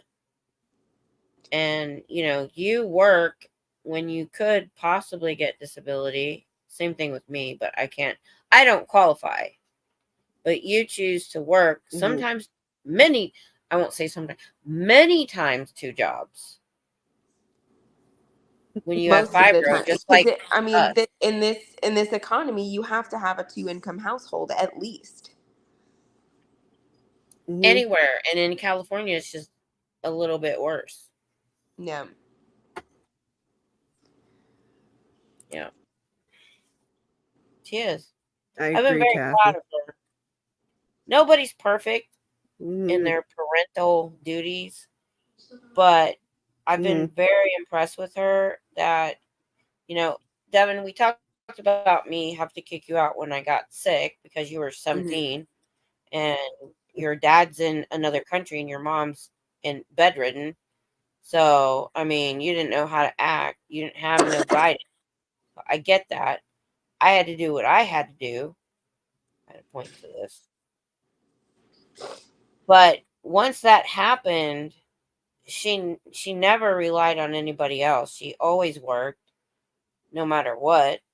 She always what it was is, you know, we talk about narcissists a lot, Devin, because of L. Ron Hubbard and David Miscavige and other people, you know, that we deal with that are borderline personality disorder, narcissistic tendencies. And you could have been that. Instead, what impressed me the most is your kids always had what they needed. You went above and beyond what they needed. You got them nice bunk beds, nice mattresses, when you could have been like some of these other young mothers who are selfish and spend their money on themselves. I had somebody in my life who had their nails done but couldn't ever afford diapers. Yeah. Couldn't be me. Could not be me. I will never understand that. Yeah. Don't get me wrong. I got my nails done right now and I I'm agree. broke. But they're the little snap-on glue-on ones from Walmart that are $8. So She had a pair of those Walmart nails on. How long? I keep them on for like a good month because I And can I take them can make off. those for her, which I want to do. I have all the equipment to do that, and I need to do it. But the point was, I saved up all the equipment to do gel nails for myself because it's too expensive to go out and get them done. So I do my own. Yeah. Yeah. And I do my own because I do want nice nails. I can't have a lot of luxuries, but I want my nice nails. Yep. Right. I got all the stuff. What? I just can't simply justify spending more than my electric bill on getting my nails done. That will just never compute in my mind. Yeah. Yep. I bought my equipment one piece at a time until I had everything I needed to do basic gel nails. And I've been doing them since then. And that's been, I think, 5 years. I started doing the acrylic nails on myself and watching them do it. Yeah. And went into the gel nails. I started with acrylic nails when I was in high school. And you weren't even a thought or a seed, Devin. And when I was in high school, I first went and got acrylic nails with my best friend at the time. We both went and got, thank you, Kathy. We both went and got our acrylic nails done. And that was our thing for a while. So but I always watched every little thing that they would do when they were doing our nails. And then I started buying the kits at the drugstore and doing them myself. And it would take me hours. I would sit with the TV on and I would do my nails and I would fuss and fiddle until I got, but I would fuss and fiddle until I got them just right. And I had guys who would mistake them for natural nails. I got so good at them. And there were other girls in our friend group who would try to do them themselves. And they were not as fussy about how they looked. And the guys could tell right away. And it was kind of like, And I actually had one guy say to me, "Oh, finally someone with natural nails." And I went, actually, Devin looked so good for being the press on. And I went from acrylic to the gel nails to buying the plastic nails that you put on the little form and you paint and you glue on like she's doing, because I was doing the gel nails and they kept popping off because I don't know what it is about my nails. So I got all that stuff, but I haven't done it yet. I need to. I just do nail polish because I shake so bad. So there. Oh, Kathy, I get that. There are two things that I suggest for nails that pop off. One is what do they call it? A dehydrator, I think. Well, primer too, but a dehydrator first to get rid of all the oils and stuff from like washing your hands or your own oils. That's a good idea. You do that on the nails first, and then you do the primer right before you put on the first the base coat. That's a good idea. I've never heard of that. I'm going to try that. Avoid getting it on the skin on your cuticles because that will also cause them to pop off. Okay. So before you put them under the lamp, take a clean brush and dip it in some rubbing alcohol and wipe all around your cuticles with the brush so that any gel that got on there gets cleaned off. That's a good idea. It's a very fussy process. I have these weird, probably can't see it, these ridges that go up and down, and I have to file those off and make, a good nail bed, and when I saw Devin making her glue on last, file, but use a buffer. Right. So, trial and error. I've been getting acrylic nails since 1995, and after many years, I bought the stuff at Sally Beauty to do my own nails. The only problem was, you know how when you go to the nail salon, they have the little Dremel so I didn't have that. So I'm my hand with the acrylic, and my left Amazon. Hand, I know, I've looked. So my left hand looked great. I'm right-handed. So my right hand looked like, Yep. But I did it for many, many years. After I got sick, I found a girl. I got you beat. I started getting my acrylic nails done in the 70s. I didn't even know they had them then. So I was in cosmetology school in 86, and a nail tech came in and did one nail, and we were amazed. We didn't even know anything about it. Yep. I remember the last time I was really getting mine done was when I was bartending, because I type all day and these keep up, and I worked in restaurants and they kept up, but bartending, they absolutely would not keep up. Really? I would hit my nails on, because you're moving so fast and you're pouring drinks for 15 people all at one time. And I mean, I would get my, grabbing one of the little mini fridges for a lime. I would get my finger caught on there and these would just rip right off. That's the last time I was getting it. And I had the money to then because I was bartending, and bartending was great money. But that was the last time I got a full set of nails, was when I was bartending. Yeah. And I've got the stuff. I just need to break it all out and find the motivation to do it. Yeah. So one of my daughter's friends.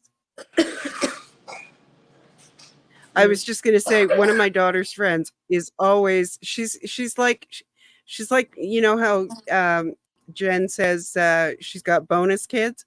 I have bonus kids. Yeah. Because of my friends' daughters my daughter's friends. In particular, there's a female friend who is always super generous with her Christmas gifts every year. And we're like, we're not spending like you're spending. And she's going, so what? But she has, the last year or so, she has given me either a gift card or she got access to my personal Amazon wish list, not my Scooter Mom one.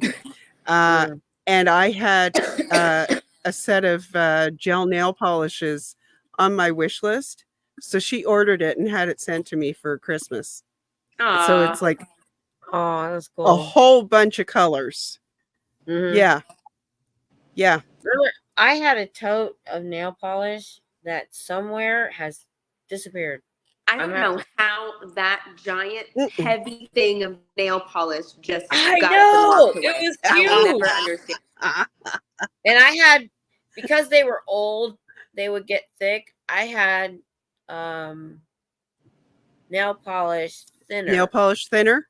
I made them last for a while. It was this giant. I had to tell my mom up and down. I was like, I swear to God, I don't have it. I would know if I had that giant thing in my house. Where it went? I don't know. Yep. I'll probably find it someplace really stupid. Oh yeah, I had a huge drawer full of regular nail polishes. I still have them, but they're in a bin in a cupboard now. I blame you, Miss Kim and Scooter Mom, for keeping me up so late. Sorry, Kathy. And we're in the same time zone, so I know what time it is for you. When Scooter Mom doesn't come on, I do maybe an hour and a half. She comes on, we do like 3, 4, 5 hours. Yeah. We did 5 hours It's my one time, fault. Devin. 5 hours. Yeah, we did. I got my, you know what I got in here, Devin? Oh, you're sipping on your. I haven't had any hiccups yet. I am not drinking beer. Oh, no hiccups yet. Oh, okay. Well, you know, they took a while last time too. I'm taking a little break from my nightly whiskey. She's like her dad, straight freaking whiskey. I can't do it. She can drink straight whiskey. I can't do it. You know what it was? I never tried straight whiskey. Well, I did I did 2 different DNA tests. The first one, it's a company, my husband got it for me for a gift. And it told me I had the bitter gene, which means I can't handle bitter. And I always wondered why I could not handle wine and whiskey, liquor, none of it. That's why. I have a ton of nail polish. Yeah, I've got the brushes, the glitter, the stencils, all of that. I used to drink 7 and 7s when I was younger, and this is how weak I am with alcohol. I had this big, huge iced tea glass full of 7-Up with this much Seagram 7 in it. And as soon as my lips got a little bit tingly, I slowed down and quit. Your dad, Devin, I don't know if you remember, he tried to get as drunk as fast as humanly possible. He would play chess at our we would have parties when we were younger, and he would do chess for shots. I remember one night. I remember one night not too long ago. I mean, well, I say not too long. It was probably like 5 years ago. Just me and you. Dad was gone for the night or something. Me and you got our hands on some, I think it was rum. I can't remember what it was. Oh, yeah. I was doing the coconut rum and the vermouth and the amaretto, making kind of a martini. I remember that. We went through every emotion you can possibly go through that. I remember that. We were laughing. We were talking. We got angry. We cried. Yep. Oh, yeah. Totally. Wine just... I like the old Crown and Ginger. Ooh, I've drank Crown before. Any whiskey with ginger is pretty good. Yeah. I like the 7 and 7. I guess it's because. Yeah, I just like I always ask for Crown and Ginger because that's the only whiskey I've ever had. So it just rolls off the tongue, I guess. Yeah, and the ginger, it's not too sweet of a like a mixer.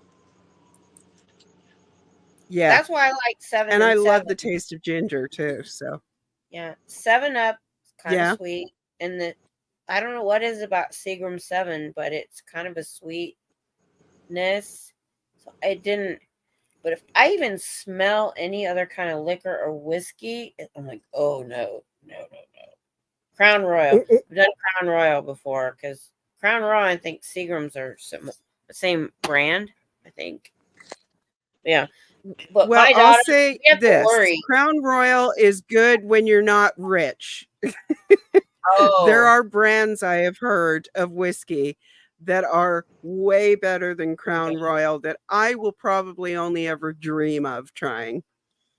Have you ever heard of Blanton? What is it?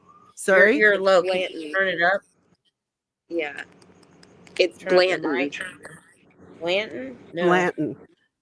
No, but I've heard of something called, is it Angel something, I think?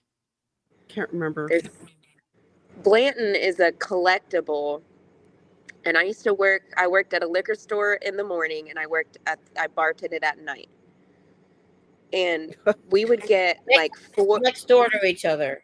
Yeah, we would get like 4 bottles of this Blanton every 3 months. And I would go to open the store and people would be lined up because it was first come, first serve. And all 4 bottles, we would only sell a bottle an hour just to give people a chance to get one. Wow.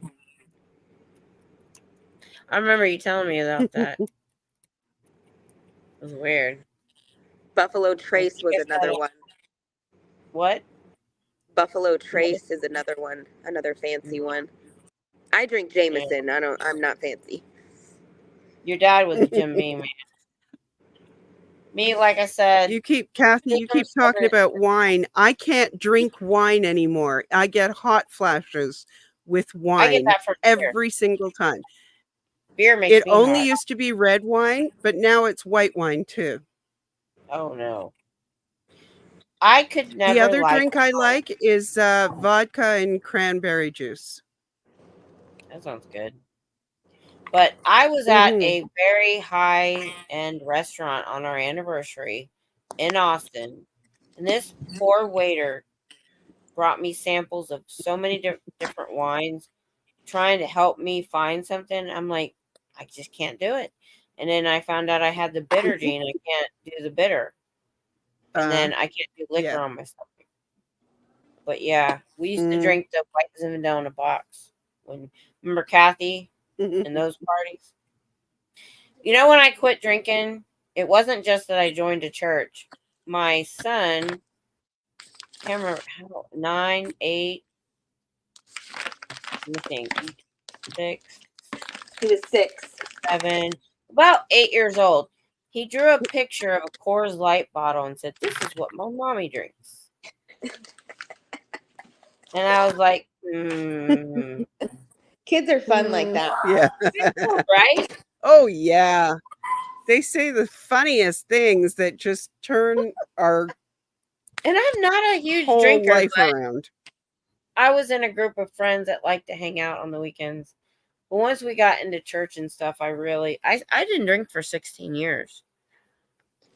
And the only reason I started back up was to try to sleep, to be honest. And then I drink coffee to wake up. So anyway, just a side note, we do worry about Devin. We love you, Devin. Because my husband's brother was tested for the alcoholic gene and he had it. Because they're Native American and Irish, the firewater.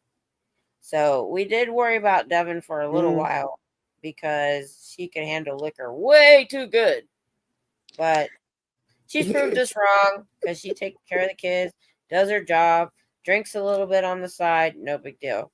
So yeah, and I don't drink every night, and I'll go weeks without drinking at all, and then I might drink like 5 days in a row at night before I go to bed. Yeah. My hubby did too, but it was social. He never drank. We never drank outside of a party or something like that. Like normally when we'll buy beer, it'll sit there for weeks.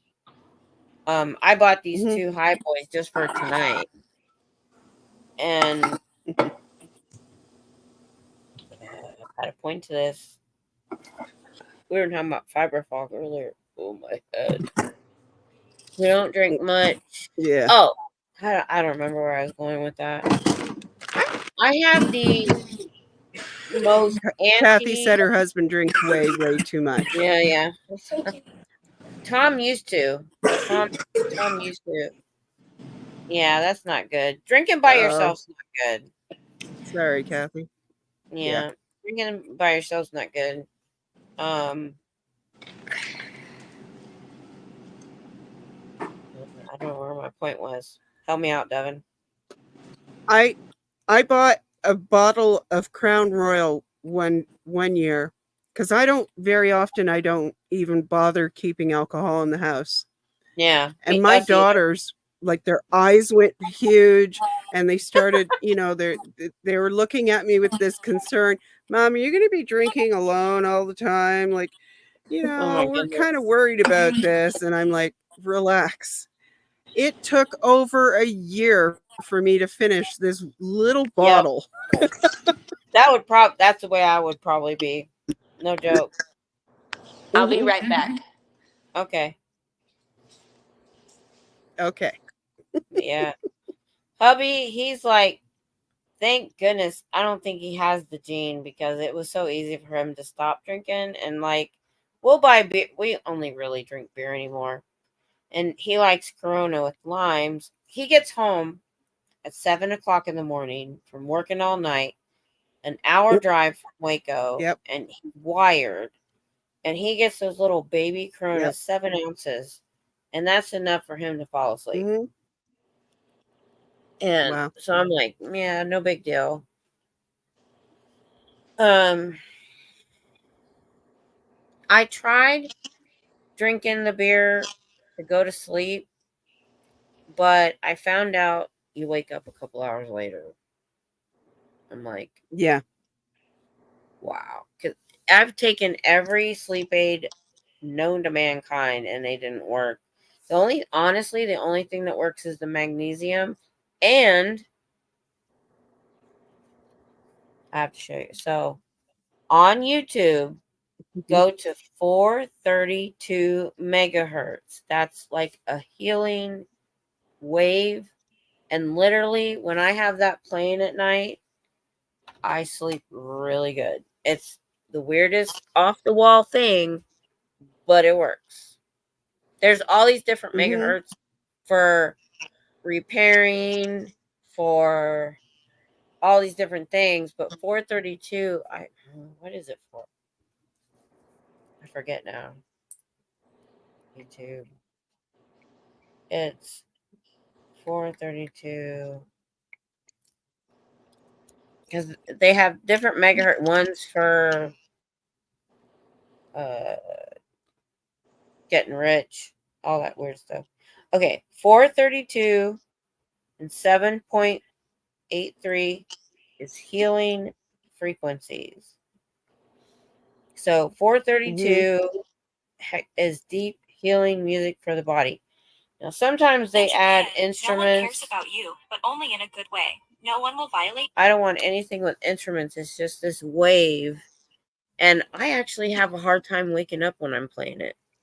A really hard time, even with alarms. Oh, wow. So that's the only advice I could give at this moment. Is it actually kind of seems to work. But where'd she go? So she just got into her own apartment. I don't know. About a month ago. It was weird. She broke up with this guy and they still had to live in the same apartment for several months. Yeah. I probably would have went to jail. I remember you saying something about that. Heinous acts. Because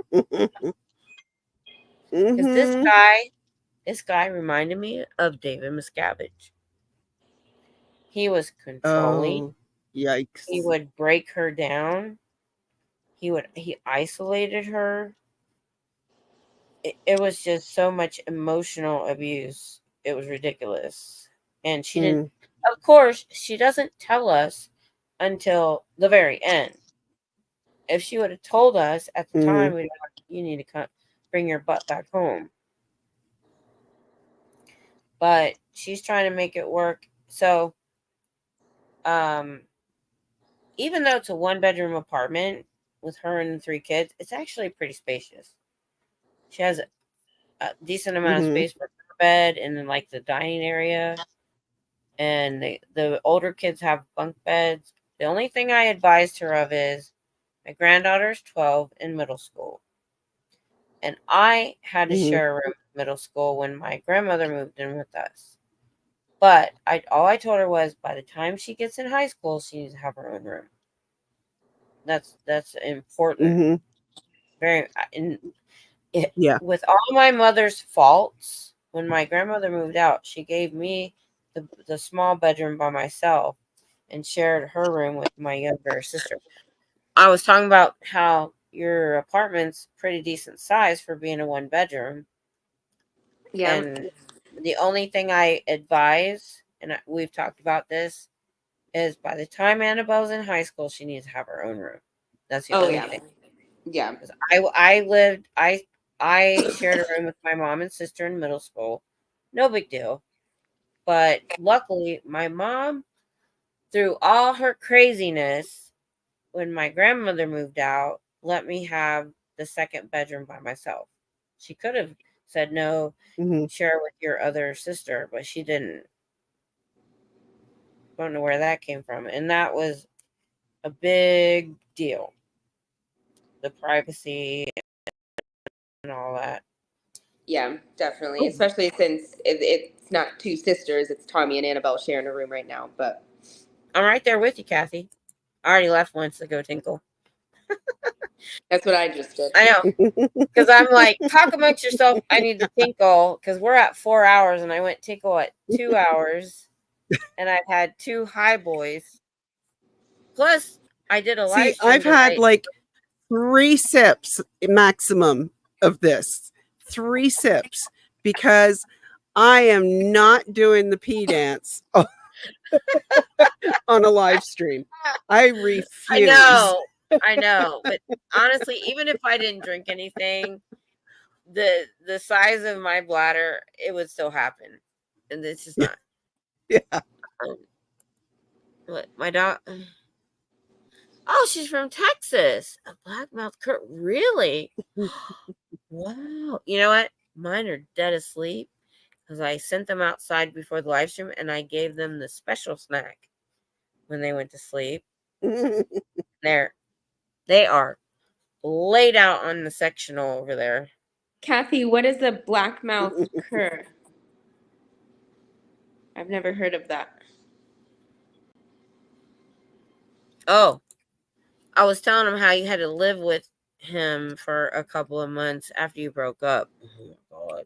And how he's a narcissistic piece of POS. Well, I Oh, don't me want to. too. You never know who's lingering around, so I'm Yeah, she's very careful about about social what media. I don't need any Yeah. drama in my life. That's okay. I can get say it. what I want. I get it. Yeah. That's okay. Yeah, but the it thing might come about- back on Devin. So you should be careful about that. I am a little bit. The thing is, my kids never tell me how bad it is until it's over. They don't tell me during, Mhm. so I can't. Well, this one had a way. I've never had my mind so altered, so incredibly altered in a way And that dealing with Scientology, we get that because we see that in all what we're studying with Scientology and dealing with, that somebody can twist your brain around.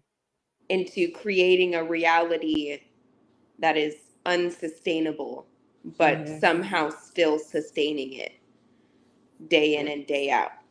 That's all I will say. Mm-hmm. Yeah. Mm. They just like in Scientology, they I've isolate never you. been, so I've always been a power horse. I've always been, yes, low self-esteem at times, insecure at times, but I always stood up for myself. And She this would was take you to the parking lot. which is not. I've never This been was the like. first time I've ever felt so weak and so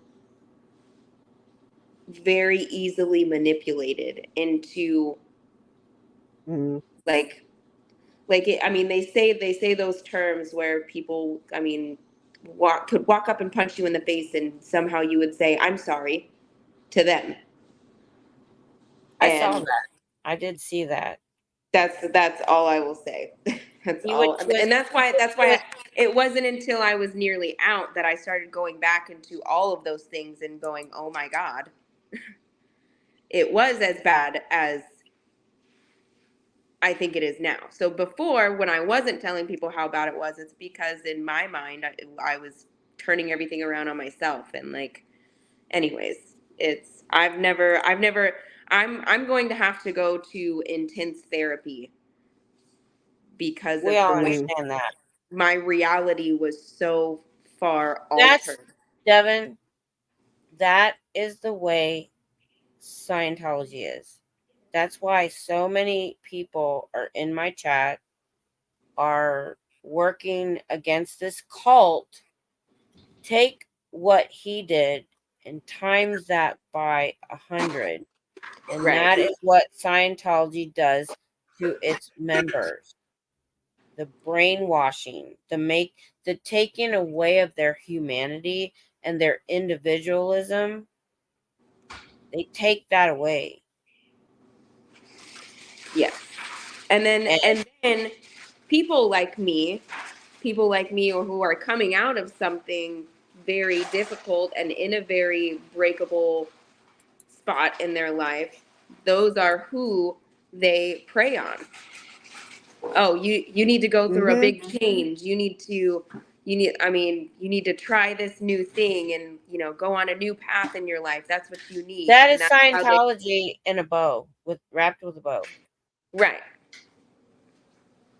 And now you understand why I'm doing what I'm doing.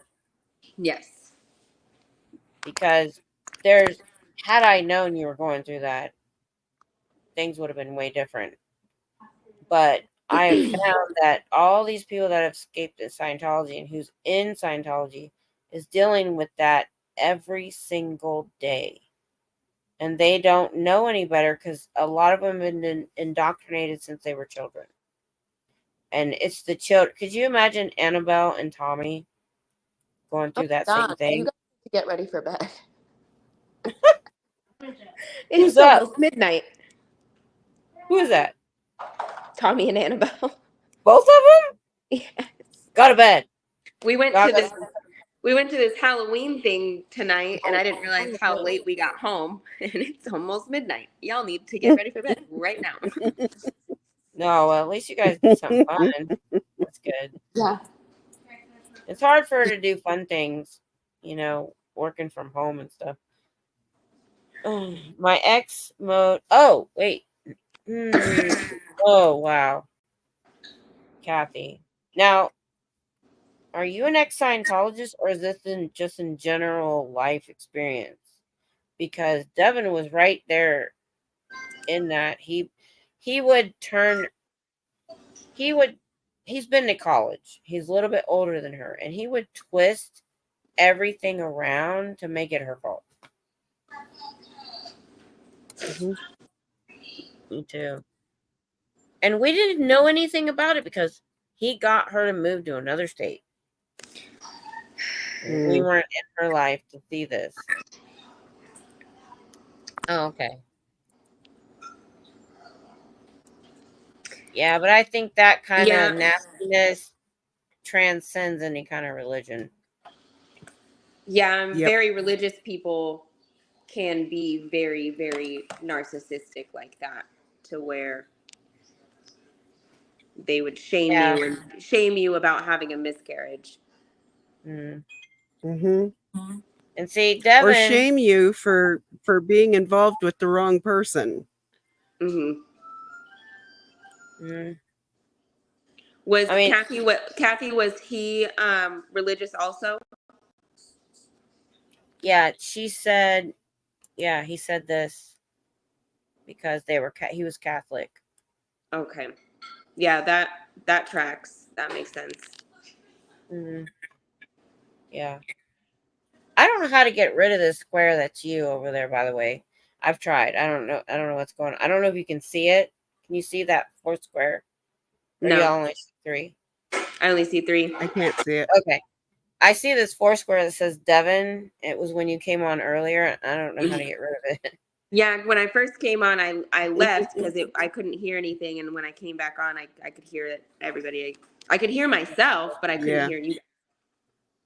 But yeah, Yeah. here's the thing. Even though I don't know if anybody in here is actually Scientology, right? But we all have been through what these Scientologists have been through. It's like,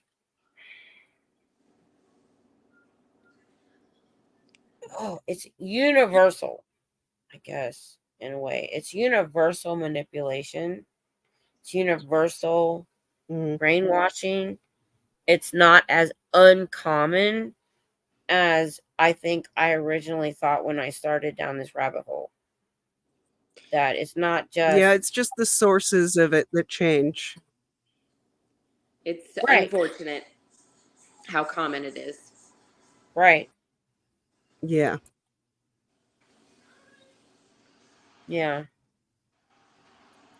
And so that's why I think I've talked a lot about, and I heard Cheryl and Marilyn talking about this community. Devin, you haven't been in here that much. You remember, and I've talked about her, not by name, but the toxic friend I had that like was involved in this group of friends and had us all hating each other and causing turmoil. And then when she found out, we found her out, she was out of state. And after that, I had no friends. I wanted nothing to do with anybody. There was a point to this. I gotta figure out what that was. Oh, I think my point was this toxic, manipulative relationship can happen to anyone, from the individual lowest tier, Devin, me, a friend, a toxic friend, up to and including in a $1 billion organization cult that is doing this on a mass scale. So the problem is, the sad part is your person just was really dumb about it. Thank God. A lot of them are. Yeah, the really bad ones are really smart about it. That's LRA. Very, very intelligent and very.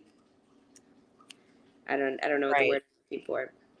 No, especially if they can make $1 billion off of it, they're the good ones. Yeah. That man, L. Ron Hubbard, failed at everything he ever did. I researched his background, except in manipulating people's thoughts and brainwashing, mind control that he learned in different areas, and wrote this religion that it's done on a massive scale. Yeah. That's wild. Most cults like this don't have the money involved and implode within a short period of time, whereas Scientology has not. And that's why we have to work so hard against it, because it's so big and they have so much money.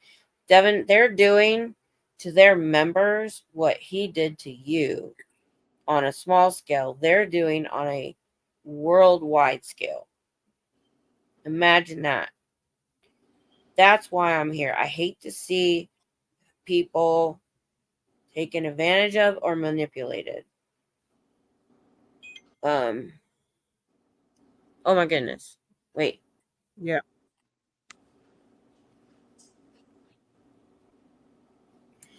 You know, Devin said it.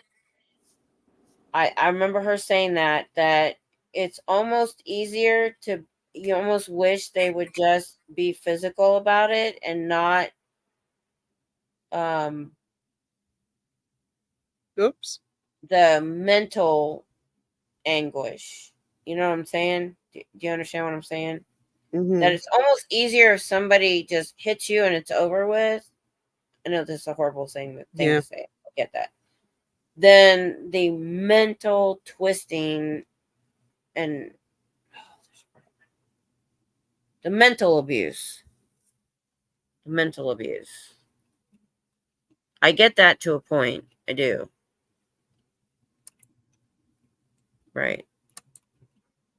Uh-oh. I hope your puppy's okay. I had to take mine to the vet soon. Oh, yep. I spend a night like that.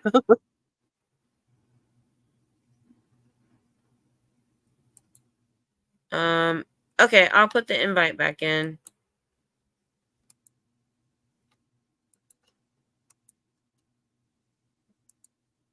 Click on the link, you can come back in. Yeah. Okay. But yeah, that's, had I known my daughter was going through that, it would have upset me to no end. I didn't find out about a lot of it till the end. There she is. Oops. Yeah. I said the same thing when you disappeared. I went, oops. No. Yeah. I mean, Scientology is a big entity, and you know, I had a Nation of Islam guy come after me one day. Why are you here? What are you doing? And I'm like, well, this is my passion.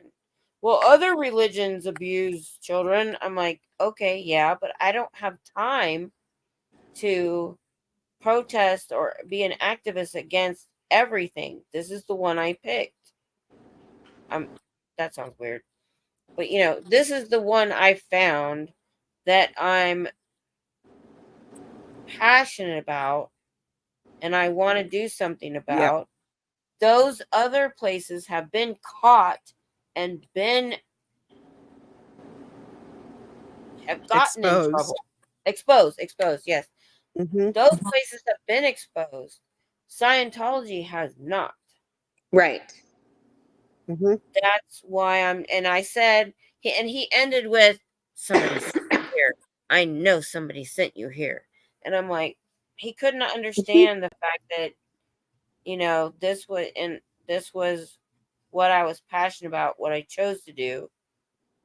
I'm like, you know how I said my husband's witty and he comes back with a really good answer? After he left, I wish I would have said, well, why aren't you protesting those places? When he was throwing all these other things out, I said, okay, why aren't you over there protesting the Catholic Church like I'm doing here? But, you know, I thought about that later. Yep. Of course. Yeah.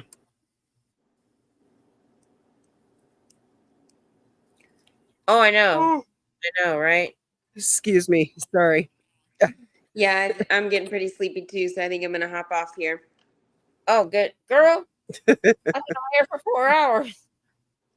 Every time it's Scooter Mom's fault. I only go this long when Scooter Mom's here. I had a 103 fever last night out of nowhere. You did? Oh. Yeah. So I thought it was a sinus infection, but it is definitely something else. But so what I did is I'm on antibiotics right now for the UTI. And I took my antibiotics. I took some Robitussin, took some ibuprofen, took a long hot bath, put a sweatshirt and sweats on and sweated out all night and woke up feeling like $1 million. Really? Yeah. Wow. I want to answer this one. Oh. Me either. Because we see all these cults that branched off and are doing all these heinous things, and they've been brought down. You know what the difference is? They didn't have $1 billion in the bank. True. Yeah. And they didn't have tax exempt status. If you think about Waco and the Eat, Pray, Love cult, or not Eat, Pray, Love. What was it? It was a documentary. It was called. You're close. You're close. I've heard it. Somebody in here will know, but I've heard of that. I know what you're talking about. Pray Sweet or something like. It's a documentary. Not Nexium, but I did watch the one about Nexium also. But there was another one. Stole a lot of things from Scientology. There was another one that branched off of the Mormon Church. Right. And Keep Sweet. Keep Sweet and Pray something. Mm-hmm. Yeah. That's what it was. And it was gross. That got brought down. Yeah. There's been that's what's so frustrating is this church isn't even really being investigated because they have tax exempt status. Those places didn't. Right. Yeah. You know how they got tax exempt status? I'm sure I've told you, Devin. Because they harassed the IRS in 1996. They had 2,200 lawsuits against the IRS or actual individual agents. So they're like, okay, fine, you can have tax exempt status. And then they have all these caveats of we can't go after them either. So they got a sweet deal with the IRS. That's what's protecting them. That's the only thing that's protecting them right now. Is that if we could get that taken away, it would fall down like a house of cards. Did you brush your teeth? Okay, good night. I love you. Yeah, they have been, Kathy. At least the Catholic Church is being investigated. It's being reported on. It's in the mainstream media. Scientology is not. Scientology needs to be in the mainstream media. And this is a start. I really do believe, even though we're having fun tonight, eventually we get back to what we're here for. Yeah. And, you know, why we're doing what we're doing. Because of the kids that are still in, the adults that are still in, and those survivors that have got out. And so, brick by brick, we need to take down. Yep. I mean, it may take a while, but as long as we're still doing it and moving forward, and the protesters and people putting these orgs on camera, it's not even the fact that they're on camera. It's the fact that when we stand out there with our signs, so many people just today stopped and asked me, okay, why is it called? And I gave them information. And that is the hugest part of this, is educating people to understand what is actually going on. So many people have walked by that building, and until they saw me or Pearl Snapper or Selfless or Oh Hell No or whoever showed up that day, they're like, they look at us and they're like, what are you doing? What? I didn't know that was even here. Yeah. Yeah. That right there is probably enough. It's all a matter of drawing public attention to them and educating the public that it's not just creepy Tom Cruise in a wacky video. Right. There's so much more to it. Do you remember the guy that showed up today? I'm going to clip that, where he didn't believe Scientology was real. Yep. That it was all made up. I wish you'd gotten him on camera. Yeah, I'm going to totally clip that. I'm sorry I forgot to clip that other thing for you for Friday. I need to go in and clip that. I'm going to totally clip that, because that is why we're doing, even just sitting here having fun. But I have a channel, even though we're having fun tonight, that on other days we get serious. Yep. So it's been over 4 hours. It was fun though. We only do it this long when it's I don't usually yawn at this hour, but I didn't have any hiccups. Oh, I didn't have any hiccups. Yay. Devin knows. Yeah. Yay. Especially when I drink beer. Yeah. Thank you. Honestly, it's not so much bravery as just motivation. There are days where I'm like, because it's a 75-mile, it's an hour and a half drive to get there. And I'm like, and I'm like, but every day I don't go is possibly somebody that might go in. And so, and thank God my husband supports it because he's paying for it. Good night, Kathy. Yep. Good night, Good night, Mom. Kathy. Good night, Good night, honey. Scooter Mom. Tell the Night, grandkids Devin. So we're going to go. Tomorrow is 3 p.m. Central Dianetics. We're going to try to get through the rest of that chapter. Devin, if you can tune in, woo, that was a doozy. My plan tomorrow is to rot all day and do nothing and maybe have a Harry Potter marathon. Okay, do that. I do that all the time. Cool. Something to watch. I support that. I do too. I love Harry Potter. I was talking about my favorite movies today, and Chamber of Secrets and the one right after that are my two early favorites. Azkaban? Yes. Prisoner of Azkaban.